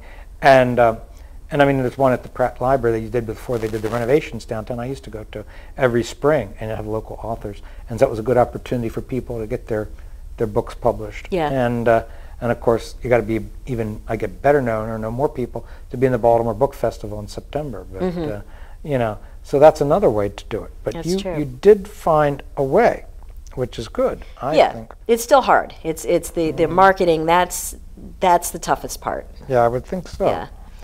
Now, I was going to say that it's not a typical romance. We'll get back to that a little bit. And I thought that was interesting for people to read, the ups and downs, the doubts, the trust, and even the sense of who's telling the truth at certain points in the book, you know, and yet essentially, even though sometimes she gets almost to the end of it, Anna always comes back to trusting Tom. Yeah. Well, she loves him. I know, but she gets almost right to the brink sometimes. Yeah. Oh, yeah. And that's an interesting kind of love story. You don't see one where it's not because they've argued or he's cheated or anything. It's a matter of what's going on in their lives, which we won't necessarily get into here. Right. But to say that you see the complexity, like you talk about, complexity of the character, and that you see her struggling with these issues, but she still has faith in them as a couple. Yeah. Whereas even though a lot of times Tom wants to give up on it or says she should give up on him. You know. Well, he doesn't think he doesn't think he's good enough. So, there's that whole thing in there. Yeah. And now, in research that you have done, did you do for the book research on things like psychic phenomena? So, I mean, just experience of my own, pretty much. Like some of the, there are a couple of things in the book. Like Seamus and the Ouija board. The Ouija board thing. Yeah. That happened to me. Oh, okay. So you know, there are some things that actually did occur. Okay. So so I put some of those things in there. But April? No, that she just came from my head. I mean, but you know, she's. And I mean, other issues like, you know, possible, you know, possessions and things like that. Sure. I mean, that's just the lifetime of, that's a lifetime of watching horror movies. Kind of and, exactly. And reading the books. And reading all the books. So, yeah. And what about the psychological stuff? Did you do research on that? So, I did. So, my sister-in-law is a psychologist. So, I was able to bounce some stuff off of her. But there was a time when I wanted to do that. So, I took a number of psychology classes in college, so even though that was not my major, I did have some background in it. Right. So I already knew about some of the things, and I certainly did research on it. I certainly read about it. You know, same with the haunted houses. Like I went on 2 ghost tours in London, so that I could, so you could go on ghost tours. Yeah. And I don't know that many about those type of books, but I mean, I have read some. But to say that I don't think there's ever been a book about somebody who is the guy or the girl that runs the ghost tour. I don't think so either. I've never seen anything like that, and that would have appealed to me. There could be, for all I know. But you wrote it. But I wrote it, exactly. There is now. It's there. You're somebody who does ghost tours. Yeah, it's one of the top people in the book, or one of the protagonists in the book. Which really does put yours out there. Now, as far as, what about reviews? Have you had reviews of the book? Yeah. Are they favorable? Or? Oh yeah. They're all 5 stars. They're on Amazon. Right. And then just some people, coming up to me and saying, "Hey, I read your book. I really liked it." And some people gave me once again the ultimate thing for me is I miss your characters, and I've gotten that a few times. So all the reviews have been great. I don't know if my mother or mother-in-law liked it. It's not their cup of tea, and I didn't expect them to. Yeah. But other than that, it's been had a lot of favorable reviews. Yeah, because when I first saw it and you dropped the book off, I said, "Oh, she thinks who appeals to this book are young women only," but not really. Like I said, mutual friend Ken Arnold. He's a big ex-athlete, goes to the gym all the time, really pumped up, and he liked the book. Yeah. And said he couldn't put it down. Yeah. You know, I enjoyed the book because I'm trying to say to people, don't just think it's going to be a girly book or something. Yeah, yeah, no. It's not. It's for everybody because it has so many different elements. I mean, I read a lot of mystery and crime novels and true crime, so it appealed to me that way. Yeah. As well as things like I've read so many books about who was the real Ripper and, you know, the Ripper crimes, and it'll never be solved, but I like to see these different people's theories, you know, of what they think. And so anybody who is interested in those kind of things, and also the things about endurance of a relationship and what people are, how people are tested. Oh, yeah. And it talks about they're tested very a lot, much aren't they? in this book. Yes. And another thing to look at is now that you have finished this book, have you started writing another one? I've kind of started, I wanted to get this out there, and I wanted to kind of push, so I'm getting into that groove of pushing it more and more. Right, that's just you're still concentrating on this book. Yeah, I am, Yeah. exactly. Right. And there's just not, it's... But you want to write another I do, and I've kind of started it. I don't know exactly where I want it to go. I mean, it's definitely a sequel. Well, there will be a sequel, maybe. Yeah, I'd like. Or there the to second be. book will be a sequel. Yeah, I would like it to be. Yes, I'm hoping I can do it. Well, that's interesting, because yeah. I mean, in a sense, you may have a built-in audience already. Right. Like you said, some people wanted to see Anna and Tom again. Yeah, exactly. I mean, I do. I mean, I think they're real. I mean, they're always in my head, like every day. Interesting. Like I created these characters, and they're part of me. So I mean, it was like some authors say, did you have this experience at some point? It seems like the characters are writing the book. Yeah, so the process of writing it was something I've never really experienced before. I kind of started out with an outline. I kind of knew where I wanted to go with it, but not really. And the outline just didn't work. I just, this isn't working for me. So it was just an interesting way, I guess, of how our brain works, where I'd be typing something, and I'm like, oh, you know, that would trigger an idea. And then I'd write more, and that would trigger an idea. And so that's how the book got written, by all these ideas getting triggered. And I think that's why I'm like I'm a kind of a cautious person. So I'm almost scared to really delve into it, because I want to have that experience again, because I don't have an outline. And there's a few different ways I can go with this book. I can either continue Tom and Anna's story. I could also continue, you know, maybe something with April, you know, go on that side of it. Maybe Trevor has a little bit more to him. Yeah. So there are different ways I can go, but you know, I miss Tom and Anna. So now, I mean, I'm talking about, you didn't necessarily say that, yeah, they wrote the book, but I mean, you get to the point where you know or inhabit your character so much, when you are writing, can't you have those kind of decisions, say, well, no, Anna really wouldn't do that, or Anna wouldn't say this, or Tom wouldn't do this, you know, that kind of, Tom wouldn't say it that way. Exactly. You know, and so now you know, in a sense, you've got a head start on the second book, if you use those characters even as minor characters in the next book, that you know kind of how they would react to certain situations, or how they would, you know. Yep, absolutely. And it was funny because, I wrote it, and then coming back, like reviewing it, I would read some sentences, and I'm like, he wouldn't say that. Or sometimes my daughter said, Anna would not do that. And I'm like, you know what, you're probably right. You know? So yeah, definitely. So that's quite interesting that way. So, you know, you just have a few ideas you want to maybe go on with these characters, or in some form, whether it's minor or major characters, in a sequel, because if people read the book, you know, I can see, well, how could you really do a sequel to this? Because you do bring it to a resolution. I do, yeah. Yeah, so it's not like watch the next installment kind of thing, the Saturday serial. You know, it's all wrapped up. Yeah.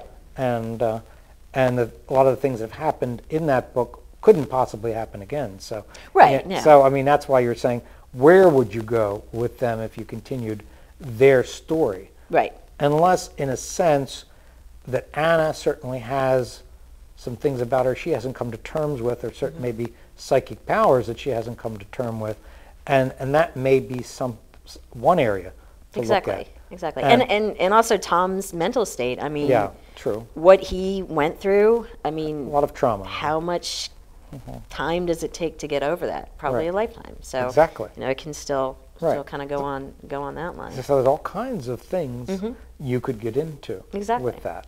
And so that we have a sense of maybe where it'll be going, and people should stay tuned Yeah. to find out what your next book's going to be. Yep. And when that's ready in 1 to 4 years or whatever, you can come on back here. That'd be cool. And I want you to look into that camera there and tell people how to contact you and how to get your book. Okay. Look on that screen right there. You can camera. go on my website. It's night-walker.weebly.com. So that's night-walker.weebly, WEEBLY.com. So that's a mouthful. There's a link to either contact me if you're local. I could sign it for you and drop it off. You can also order it. There's a link on the website to Amazon, or you can just look Janice E.C. Coleman up or Nightwalker up on Amazon. 2 words though. Oh, terrific. So that's where you'd find it. Well, we want people to do that. Yeah. Because I would say to people, please read this book. Yeah, thank you. So thank you for being here. Thank It you. was nice to have you.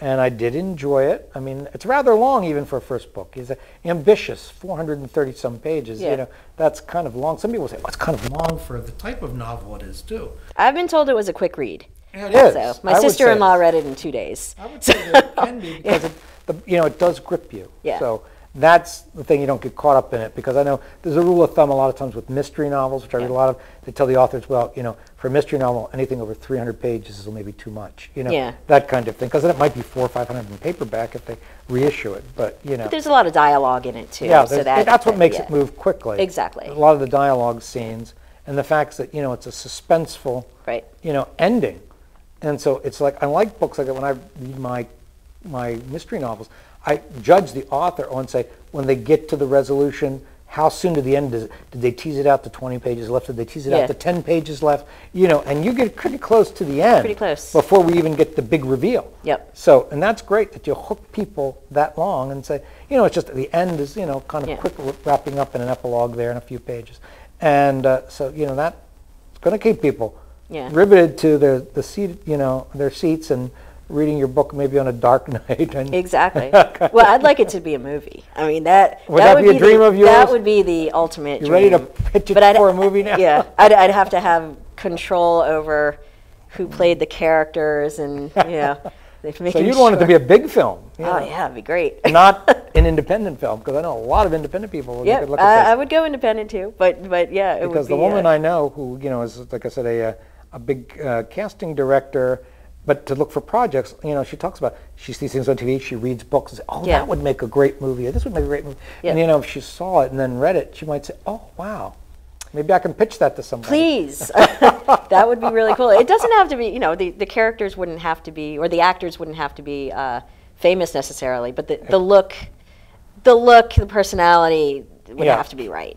To capture it, right. Yeah, exactly. You wouldn't just sign it away, say, here's the name and here's, do what you want with the script and all that kind of stuff. No. But it would be cool. I'd love it to be a movie. Maybe you would write it, in the sense that, because I had another film that we'll be going to the premiere in February where a guy presented the script to the director, and the story, but then the director and another woman made it into a shooting script for a movie. Right. So you might even be able to do that, to give them the thing to maybe tighten it up for an hour and a half or so movie. Yeah. 2-hour movie.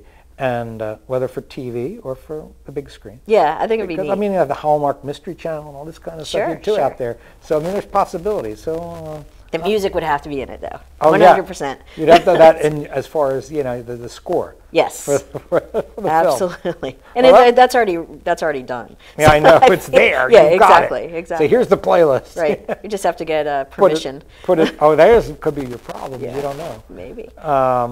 But certainly I will mention it the next time I talk to her. Great, that'd be great. We're supposed to be scheduling a coffee soon, and maybe I can bring it up then. Okay. And then maybe your film would be at the Annapolis Film Festival. That would be amazing. Because that's what I like to do. All the people I have come in here, and then kind of connect them. Yeah, That's great. kind of part of it. Not just we did another interview. Right. But I try to get all these people talking to one another, and doing things. So That's again, great. Thank you for being here. Thank you so much. You're very welcome. Great. And so, folks, that's another one of our Books and Authors shows, and as I say, here it is again. Nightwalker. Go to Amazon or other places and find this book and read it. So many people will enjoy this for so many different reasons. It works on so many layers. And like I said, it was great for a debut novel by any author.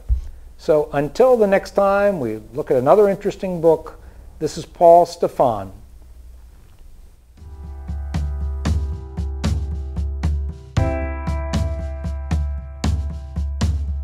You're watching Books and Authors on TV Free Baltimore. Hey guys, Johnny Alonzo, and you're watching TV Free Baltimore.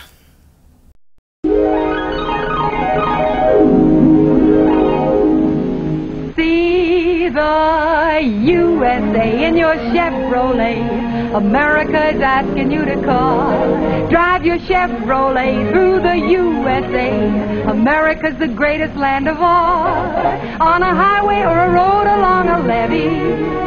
Performance is sweeter, nothing can beat her. Life is completer in a Chevy. So make a date today to see the USA. See it in your Chevrolet. You're watching The Paul Stefan Show on TV Free Baltimore. Hello, and welcome to another edition of our show. And tonight, our guest got her start in local radio and public television. She has done voiceovers, modeling for a home shopping network, and as well as commercials. She's appeared in over 50 films, TV shows, and web series. And her story about how she first got her big break in films is quite interesting, but we're going to let her tell it. And our guest tonight is Leanna Chamish. Welcome, Leanna. Hi there, Paul. It's really nice to be here tonight. Oh, it's great to have you.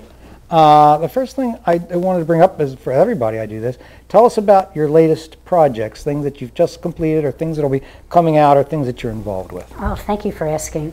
Well, my latest movie that came out is called The Maker of Monsters. Ooh. Yes, it's a really classic feeling creature feature from a filmmaker in Indiana named James E. And I'm really excited about that. I appear in that with legend George Stover, Baltimore film icon and good friend of mine, which is really delightful to be in another film with him. I think we're up to about 5 films together. Wow. Yeah, I love being in films with George Stover. So I would like to just let everybody know about Maker of Monsters. It's available for free on YouTube if you'd like to watch it. And what was your part in that film? I play Andrea, and I'm George's wife or daughter. It's purposely left ambiguous. Oh, but in the movie, one person gets injected with a serum that makes them turn into a monster, and we're trying to figure out how to deal with that. Oh, interesting. So people should see that one. So that was terrific. And another thing I'm really proud of and I'm promoting at the moment is something called Spooky Movie Television. Okay. Now this is something that aired on Virginia television from the year 2010 to 2015.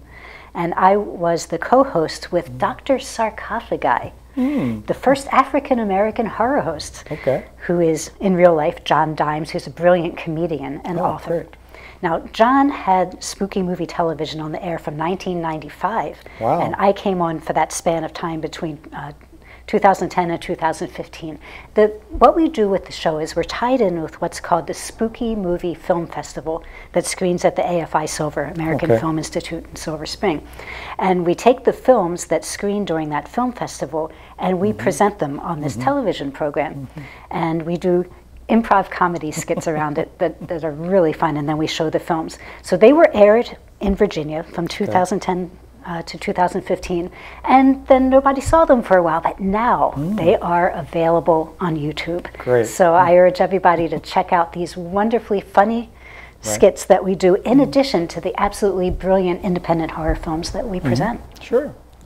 And let's not forget, you did Bill Tillman and the Outlaws. Bill Tillman and the Outlaws, my most recent, I guess that is premiering coming up soon. See, a couple months, yes. Oh, wow. Bill Tillman and the Outlaws, which is kind of a Western, although it's set a little bit past the time of the classic Westerns. Right. The premise of it, and I know you've talked to some of the other actors involved, is that there's a small Oklahoma town, I think it's the year 1915, And some filmmakers from Hollywood went to stage a Western, and as a publicity hook, they want to use actual outlaws from the Western era. And well, it kind of turns out that when they hire those outlaws to portray themselves, some things go wrong, some mayhem ensues.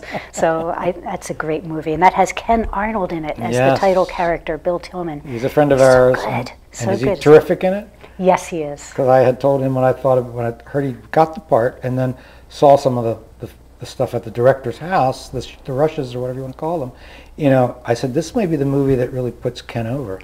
I know, he's had so many other good roles, but I think this will be the real headliner for him. I mean, you know, The Night Watchman, all of that. Oh, that's so funny.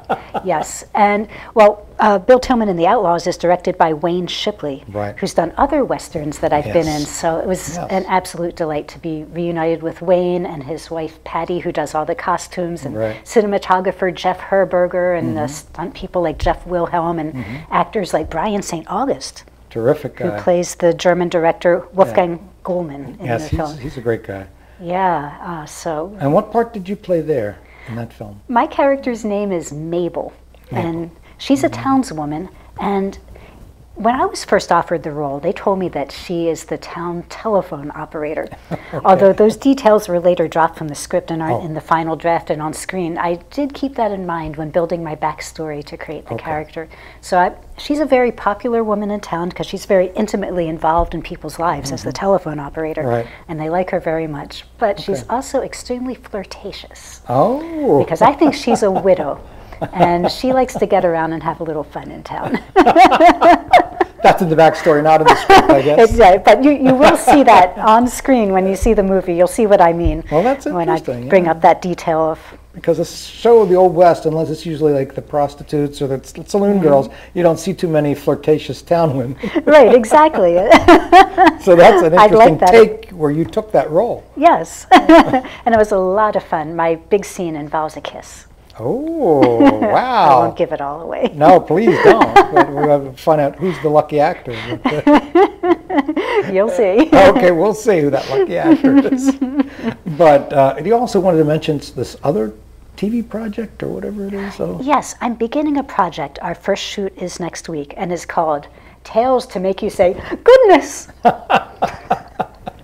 It's a horror anthology series. I'll be the host. Oh, terrific. And we'll be presenting one film per episode, and I'll be doing an intro that gives factoids and interesting stories about the film that we're presenting, and it will become a YouTube series. Oh, great. And will you be a character, or will you be just Leanna? I think I'll be just Leanna, although we are maybe toying with the idea of having him be somewhat similar to Rod Serling. Oh, interesting. So I might be the female Rod Serling. We're tweaking it right because now. We have all these, people who try to be horror characters and things like that, because you could, play one of your roles, like Vampire Sisters or something. Right. But for example, in Spooky Movie Television, which I was describing to you earlier, I do play a character. Her name is Budapest. Oh, okay. And I made up that name after they told me they wanted the conceit of the entire series to be that I was always pestering Dr. Sarcophagi because I'd fallen in love with him, and most of the skits center around me scheming to get him as my mate. Interesting. That's fun. Right, so I do have a character for Spooky Movie Television, Budapest. Yeah. And we haven't quite figured out what I'm going to do for Tales to Make You Say, Goodness! Yes. Terrific. Everybody should watch it. I'm going to look at that Spooky Movie TV now. I have to see that. Right. And Tales to Make You Say, Goodness is being put together by producer Curtis Prather, who also put together Spooky Movie Television and also made the documentaries about Count Gore Duvall. Really? He's the guy? Yeah, he's the guy behind Every Other Day is Halloween. Oh, really? Terrific. Which I think some of your colleagues here mentioned to me when I came in the door. Right, exactly. They've And I know another director, and we'll get into that too, somebody you've worked with, Chris LaMartina, that he's trying to get the money for the remake, not a remake, but a sequel to WUNF Halloween special. Yes. And I guess you would be in the second one too. I would. The WNUF Halloween special is something I'm extremely proud to be involved with. Well, first of all, Chris LaMartina, absolute genius, and a great guy, fun person, who we've actually known since he was a teenager. My boyfriend was a professor at Towson University and knew Chris as a student, and I believe that's how I first met him before later working with him. WNUF Halloween Special has gotten a lot of recognition as a work of creativity within the found footage genre. It's about a television station that decides to air a live broadcast of an investigation into a haunted house. Oh, cool. And it does get very bloody, but it's also very funny. I play the newscaster who's back in the studio and throwing to the remotes, and I really enjoyed my role in that. So I would like to see what Chris has in mind for my anchor woman several years after the original horrors of the WNUF Halloween Special. That'll be great. Looking now, forward to in it. doing my research, it said something about your mother was in broadcasting. Yes, she was. What did your mother do in broadcasting? My mom was a producer and occasional personality at WBAL Radio. Really? Yes, and also she was involved with the creation of 98 Rock.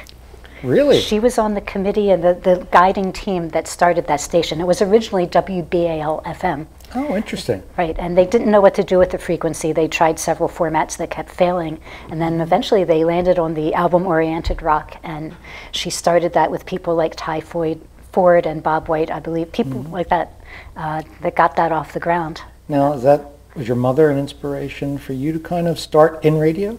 Absolutely, because she had me working since I was a kid. She did have you working at the radio station? She had me doing voiceovers as a little girl. Really? If they Even needed you started a child that back voice then? at WBAL, Wow. I would do it. But I know it So said you worked at a board, engineering board or a sound board. And Yes, you I learned that? did go on to work at several radio stations in town and in Annapolis.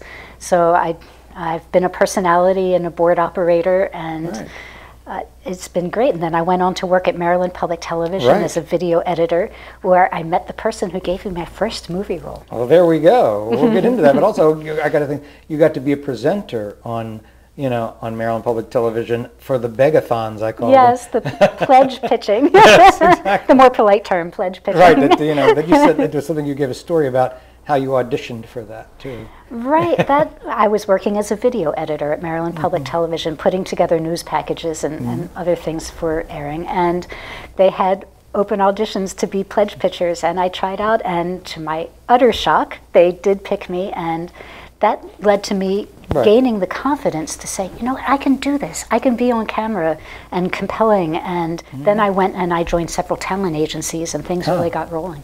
But that was what gave me the confidence. Terrific, because I was going to say, the background that you had, including also apparently, I don't know if it was Home Shopping Network or wherever it was, but you were, I don't know, a spokesmodel or just a girl that went like this, I don't know. But actually, I pitched vacuum cleaners. You did? Yes. But I'm just saying, all these different experiences led up to acting in films. I want to know, do you feel that they helped you or enhanced your abilities to make that transition to acting? Yes, it's definitely a comfort level with being on camera, and it didn't seem like a leap from the kind of factual presentation, pledge pitching, to going to dramatic acting. I guess I've always been imaginative, and then I found it easy to put myself in the mind of a character and take it from there. And how did you get to find or get into the movie of Sensitivity, your first movie? My first movie. Well, there's a wonderful cameraman at Maryland Public Television named Ken Moyer. Okay. He was a cameraman at that time there, and he was making an indie film. And I auditioned for it because I knew him, and I tried out, and I was not selected for a role. But here's where being in the right place at the right time comes into effect. I said, Kim, okay, I'm sorry I didn't get the role, but may I come along to every shoot and assist you? And not only that, would you mind if I took behind the scenes photographs and video for you to use as documentary material for yourself? And he said, sure. So I was going along to every single shoot and just helping out and taking pictures and video. One day, the woman who was going to play the part that I auditioned for did not show up. And I remembered the lines from the audition, so we threw a blazer on me, and I went in and I played Jody DeLeonoli, what was her title? She played a television producer within the film. So she was an executive producer to the main character, who's an anchor man who falls in love with a stripper. Oh, interesting. And that's the premise of the movie. That's the sin, okay. It is, because his father is a preacher. Oh. So that leads to a lot of problems. And it's a really good movie about some tensions in the African American community between what some of the harsher realities of life are, along with the spirituality. And it was really brilliantly acted by all involved. Very proud to be involved and very glad I happened to be there when the actress didn't show up so I could play the role. Sometimes that happens, you know. It's opportunity knocks and you open the door. So. Yes, right place at the right time. And walked right through. Now, after that, though, we get to, some people may not know, but a local legendary director here, Don Dohler, who was well known for doing primarily horror films, I believe. Wonderful man. And to talk about how you got interested or found out about the role that you eventually had in Harvesters. Yes, well, I answered an ad in the newspaper for actors. Remember newspapers? Yes, right. When there used to be classified ads, they were really classified ads.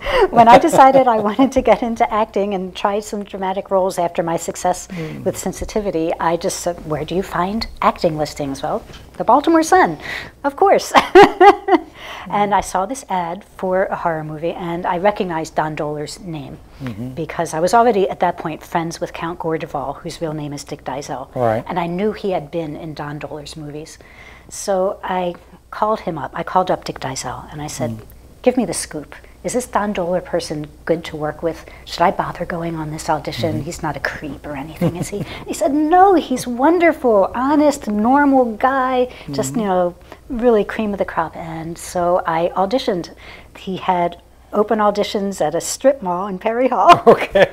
He had rented some space, and I went in and apparently did well enough to get picked to play Betty Peelman, who is a psycho housewife. Oh, a psycho housewife. Right. They told me they wanted me to play her like June Cleaver of the classic television series Leave It to Beaver, but I'm murderous. Ooh. So I wear pearls, and I'm kind of prim and proper, but I won't hesitate to chop you up with a cleaver. So you really are June Cleaver, right? Yes. Or like John Waters' Serial Mom, you know, that kind of mom. Yes. Oh, I loved that movie. Yes. So something like that. Yeah, well, it's interesting you mentioned John Waters because I've always felt that Don Dohler is the other big filmmaker in Baltimore on a par with John Waters that really needs to get his due and get his recognition, which I'm glad that he has with some of the documentaries that have come out, like Blood, Brutes, and Beast that one, by John Kinhart. Yeah. So John is just a prince of a man.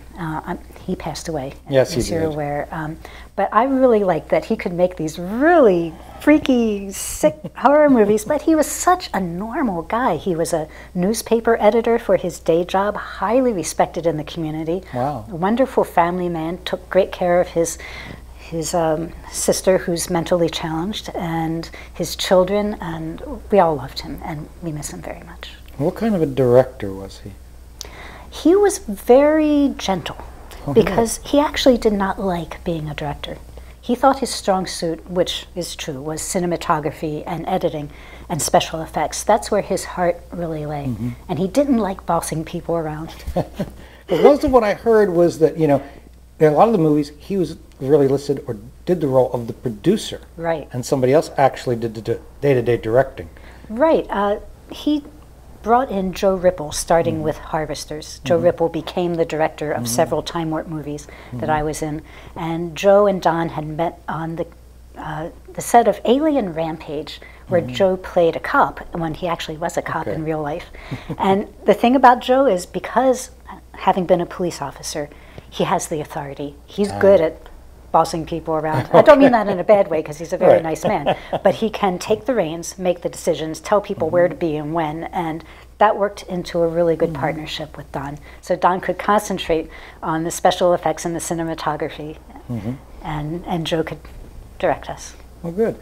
Now talk about some of the other directors you worked with and those projects. Wow, there are so many, or and at least I a hope few. I don't leave anybody if you out don't, because I don't. I will chime in with certain ones. Yes. Well, there's Phil Cook. I don't know if you're aware of his career, but he's a brilliant special effects artist. Started making sci-fi movies in the 80s, like Outer World and Despiser.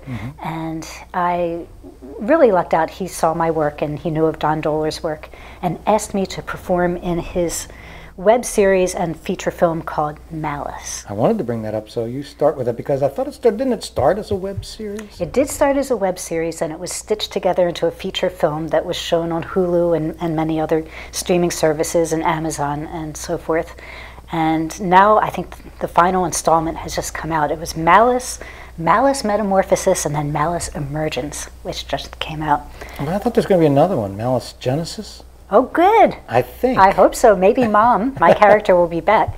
And the interesting thing about my participation in that is I got to play the mother, an alcoholic mother to the main character, who's a teenager, a girl who experiences a lot of surreal things and adventures. But I also got to play the mommy monster. Ooh, a monster. I have tentacles, and I'm evil, and it's fantastic. Oh. And this is what's great about working with Phil Cook, who is an effects whiz. I went through several hours of makeup to play the monster, where they made up my face. I was kind of blue and slimy and had iridescent dots and white contact lenses. And then I pulled my hair back into a black cap, and I wore a black turtleneck, and I was filmed against a black background, which Phil later composited into making me the mommy monster, coming out of the ground with all my slimy tentacles. Oh, wow. And, for some reason, Mommy Monster has decided that she wants to adopt the main character as her daughter, and goes after her very aggressively. Oh, interesting. Throughout the series of films, right, I guess. Yes. I pop out of sewers, I come out of a cave. Yeah, Mommy Monsters. Interesting. You have played the monsters as well, not just the mommies.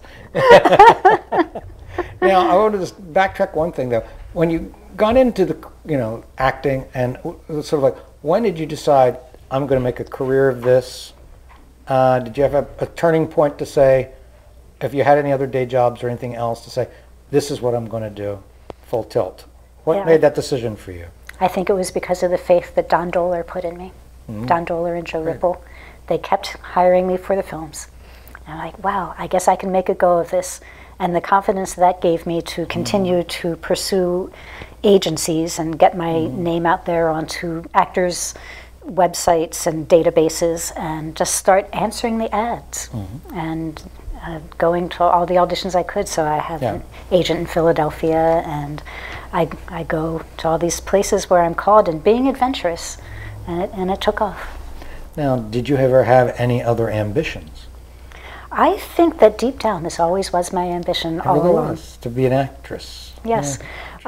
I was in broadcasting first, as you pointed out, and I thought that would go along, and I could have made a career in that. But the extra temptation of the fun that I've had meeting wonderful, talented people, the constant novelty and adventure of being an actor just can't be beat. Right. I mean, I was going to say, if you stayed long enough in BT, you could be the new Rhea Fiken. Yes, I love her too. She's amazing. She's a great role model.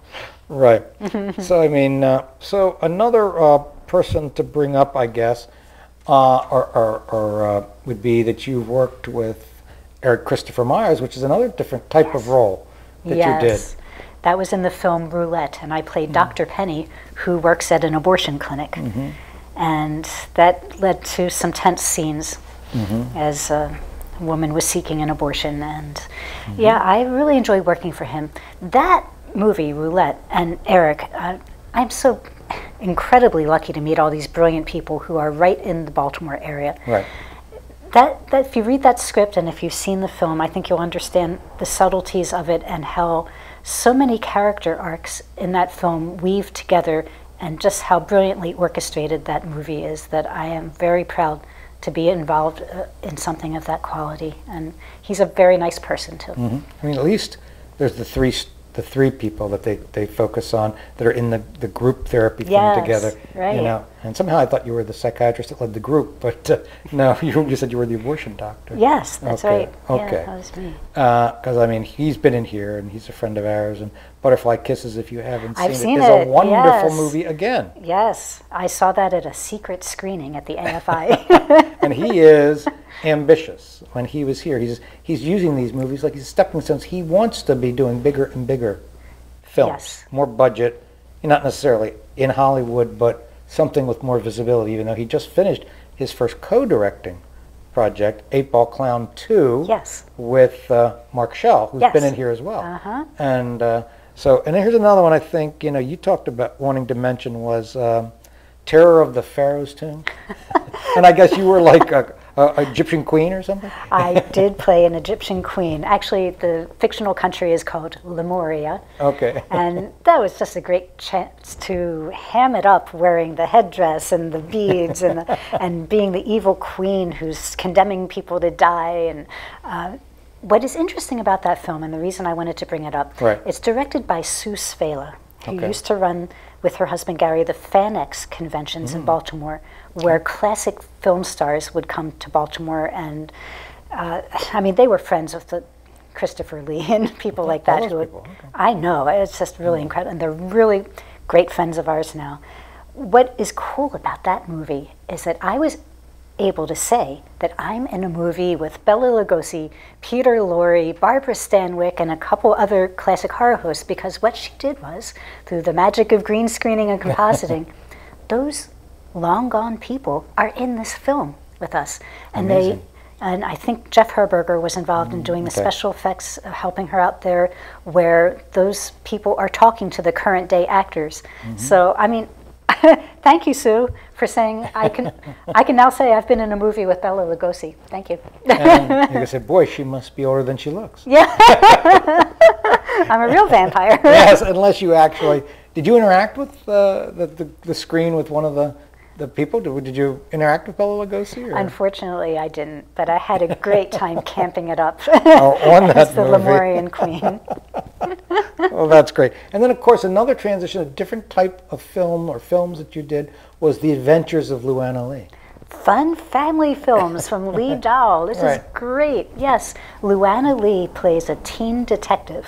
She's always getting into adventures, and I play the mom. Right. And it provided a lot of dramatic scenes for me. I'm very happy to have been in that. And one of my favorite episodes of The Adventures of Leanna Lee is when Count Gordeval, Dick Dysel, was brought in to play himself essentially. Of course. And they wrote a love story between me and Count Gore. Really? I'll have to find that episode. Yes. We're such good friends, and to have that chance to play his girlfriend, and it was great. We had a kissing scene too. Oh, there you go. Interesting. But in general, with Leanna Lee, I'm very happy to be involved in this family-friendly entertainment that's high-spirited and creative and lots of fun. Because all I saw so far when I looked at, I didn't realize it was, she sings a lot in these things, and the young lady at the time, because she's grown now, had such a good voice. Yes. And she made a lot of music videos when she was younger. Now she has grown up and gotten a job. I think she's a social worker now, right. and also a yoga instructor. So there you go. But I she's think giving she it still up. sings. Even I think though, she still will do something. With Dad, Yeah. is still in the industry because he was in Bill Tillman. Yes. Yes, Yes, he played the bartender. Okay. We want you to look into the camera right there and tell people where they can find all that info. Well, you can find out about my career on the IMDb, the Internet Movie Database. So you can look up my list of credits there. Of course, that's only film credits, not commercials and so forth. But just contact me on Facebook, and I'll be happy to talk to you. I don't currently have a website. I've actually found that's not a good way for me to prospect for business these days. I prefer just chatting with you on Facebook, and then if you have an interesting project, I can direct you towards my agent, and we can continue the discussions. I know that if you go to your webpage, you have this little disclaimer about how you don't want to have a webpage. Yes, I know people will try looking me up. And it's there. Do not look for anything. There's nothing here. It just led to so many random requests and unqualified kind of people and weird people contacting me, that it's much better if you contact me on Facebook, and then if this is a legitimate request, it can go to an agency and we can work with Right. Well, I think we were able to tonight to dispel that people that, oh, Leanna must be a scream queen, but you're not a scream queen. No, I'm a totally normal person who does a wide variety of projects. I'm a person that's in a medical instructional video. Yeah, I'm a person on a corporate video. I'm the voiceover on the commercial on your television. That, people will hear that voice and say, that's familiar. Yes, I get those calls all the time. Did I hear you advertising a whatever the object? And then you say, would say, yes, that was me. Has anybody ever said, would you do the, the message on my telephone to say, they're not here right now, that kind of I wish they would. I would do it. You would do it for folks. So remember that if you need a nice voice on your phone, you can have Leanna's voice on there. But anyway, so we want to thank you for being here tonight. Thank you, Paul. Especially with, it's great to see that you're back to about 100% again. And yes. We hope to see you in films and webisodes and TV shows for many years to come. Thank you so much, Paul. You're welcome. And so there we are, folks. That's the end of our program tonight with Leanna Chamish. We were really glad and wonderful to have her with us. And so until next time, this is Paul Stefan saying good night. You're watching The Paul Stefan Show on TV Free Baltimore.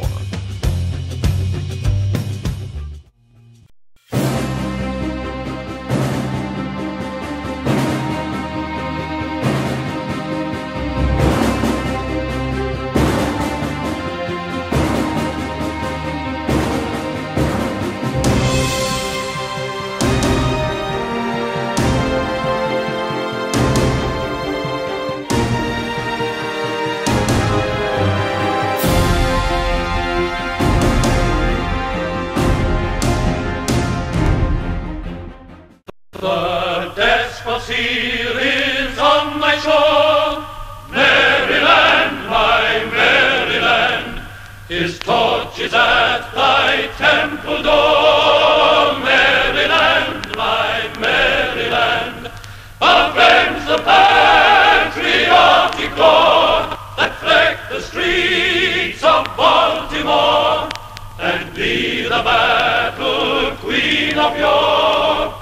Maryland, my Maryland. Thou wilt but cower in the dust, Maryland, my Maryland.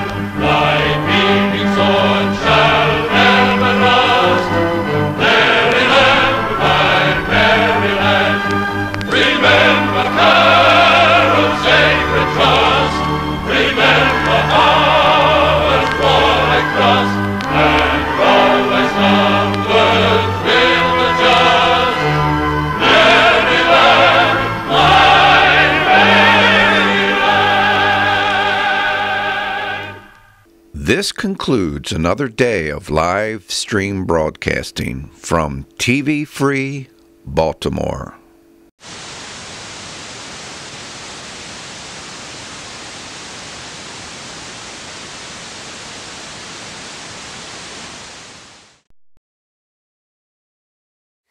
You've probably heard a lot of people recently screaming and yelling about fake news. Charges fly from all points on the political spectrum. This story is mistaken. It's fake news. That statement is incorrect. It's fake news. But to my mind, these arguments miss the point. Mainstream American news is all fake because the major news outlets are so consistently biased toward the left that whether any given story they report is factual or not, their overall reportage is essentially leftist propaganda. You can complain about the right-wing slant of Fox News all you want, but left-wing ABC, CBS, NBC, MSNBC, and CNN have combined almost 10 times the viewers. Look, the chief journalist at ABC is former Clinton operative George Stephanopoulos. The president of CBS News is David Rhodes, the brother of a former senior Obama staffer.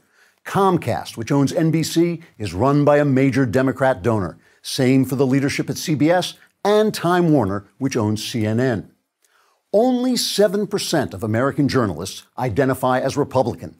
And while a lot of news outlets forbid their reporters to donate to candidates, 96% of those who did donate last time out gave to Hillary Clinton. These journalists claim that despite the fact they're all Democrats, they can be objective. It just ain't so. Psychologists have shown that when people associate almost exclusively with those who agree with them, they suffer from groupthink and confirmation bias and lose their ability to see events clearly. Now, it's not that these journalists are liars, exactly. It's that their bias skews their reporting in very specific ways. Let me give you Andrew Klavan's 3 rules of mainstream media journalism. These can transform any story, whether it's true or not, into fake news. Rule number 1. Whenever left-wing prejudices are confirmed by a single event, that event is treated as representative. But whenever left-wing prejudices are contradicted by a single event, that event is treated as an isolated incident. And if you treat it as representative, you are deemed to be hateful. So, for instance, a white cop shoots a black suspect. The mainstream media treats that story as representative of general police racism, even though studies show cops don't use deadly force more often on blacks than on whites. On the other hand, if a Muslim commits an act of terrorism and someone is bold enough to point out that the terrorist act is, in fact, representative of the daily acts of Muslim terror around the world, this is considered Islamophobic. The leftist media cherry picks when an event illustrates a larger narrative. That's fake news. Rule number 2. When a scandal breaks on the right, the news is the scandal. When a scandal breaks on the left, the news is who wrongfully disclosed that scandalous information. Thus, when the media wanted to raise suspicions that Donald Trump was somehow in league with the Russians, they freely quoted illegally leaked information from intelligence sources. But when Congressman Devin Nunes announced he had information that the Obama administration might have misused intelligence against Donald Trump's transition team, the story became, how did Nunes get that information? And did he do it legally? The scandal meter is heavily weighted to fall to the right. Fake news. Rule number 3. Individual extremists on the right are highlighted, but the overall extremism of the left is ignored. In one of the fakest fake news stories in recent history, the mainstream media rose up as one to tar conservative Tea Party members as racist, when all they really wanted were lower taxes and less government spending. Reporters gave the Tea Party disparaging nicknames, represented their almost universally peaceful gatherings as ugly and violent. And whenever an individual Tea Partier said something wrong, it was cited as evidence that the movement itself was tainted. Meanwhile, the continually violent, vandalizing, anti-Semitic socialist movement that went by the name of Occupy Wall Street was hailed by journalists as an important social development, right up to the moment it vanished without a trace, except for the piles of litter its protesters left behind. Peaceful Tea Partiers wanted the small government prescribed by the Constitution, so they were radicals. Violent occupiers wanted the widespread government intrusion of socialism, so they were heroes. Very fake news. Newsweek editor Evan Thomas was once criticized when his magazine essentially convicted some white Duke University lacrosse players of raping a black woman. A rape it turns out they did not commit because it didn't happen. Thomas defended himself, saying, the narrative was right, but the facts were wrong. The mainstream media almost always get their left-wing narrative right, whether the facts support it or not. That's called confirming your own prejudices. It's called bias. It's called fake news. I'm Andrew Klavan for Prager University. To keep these videos free, please click here.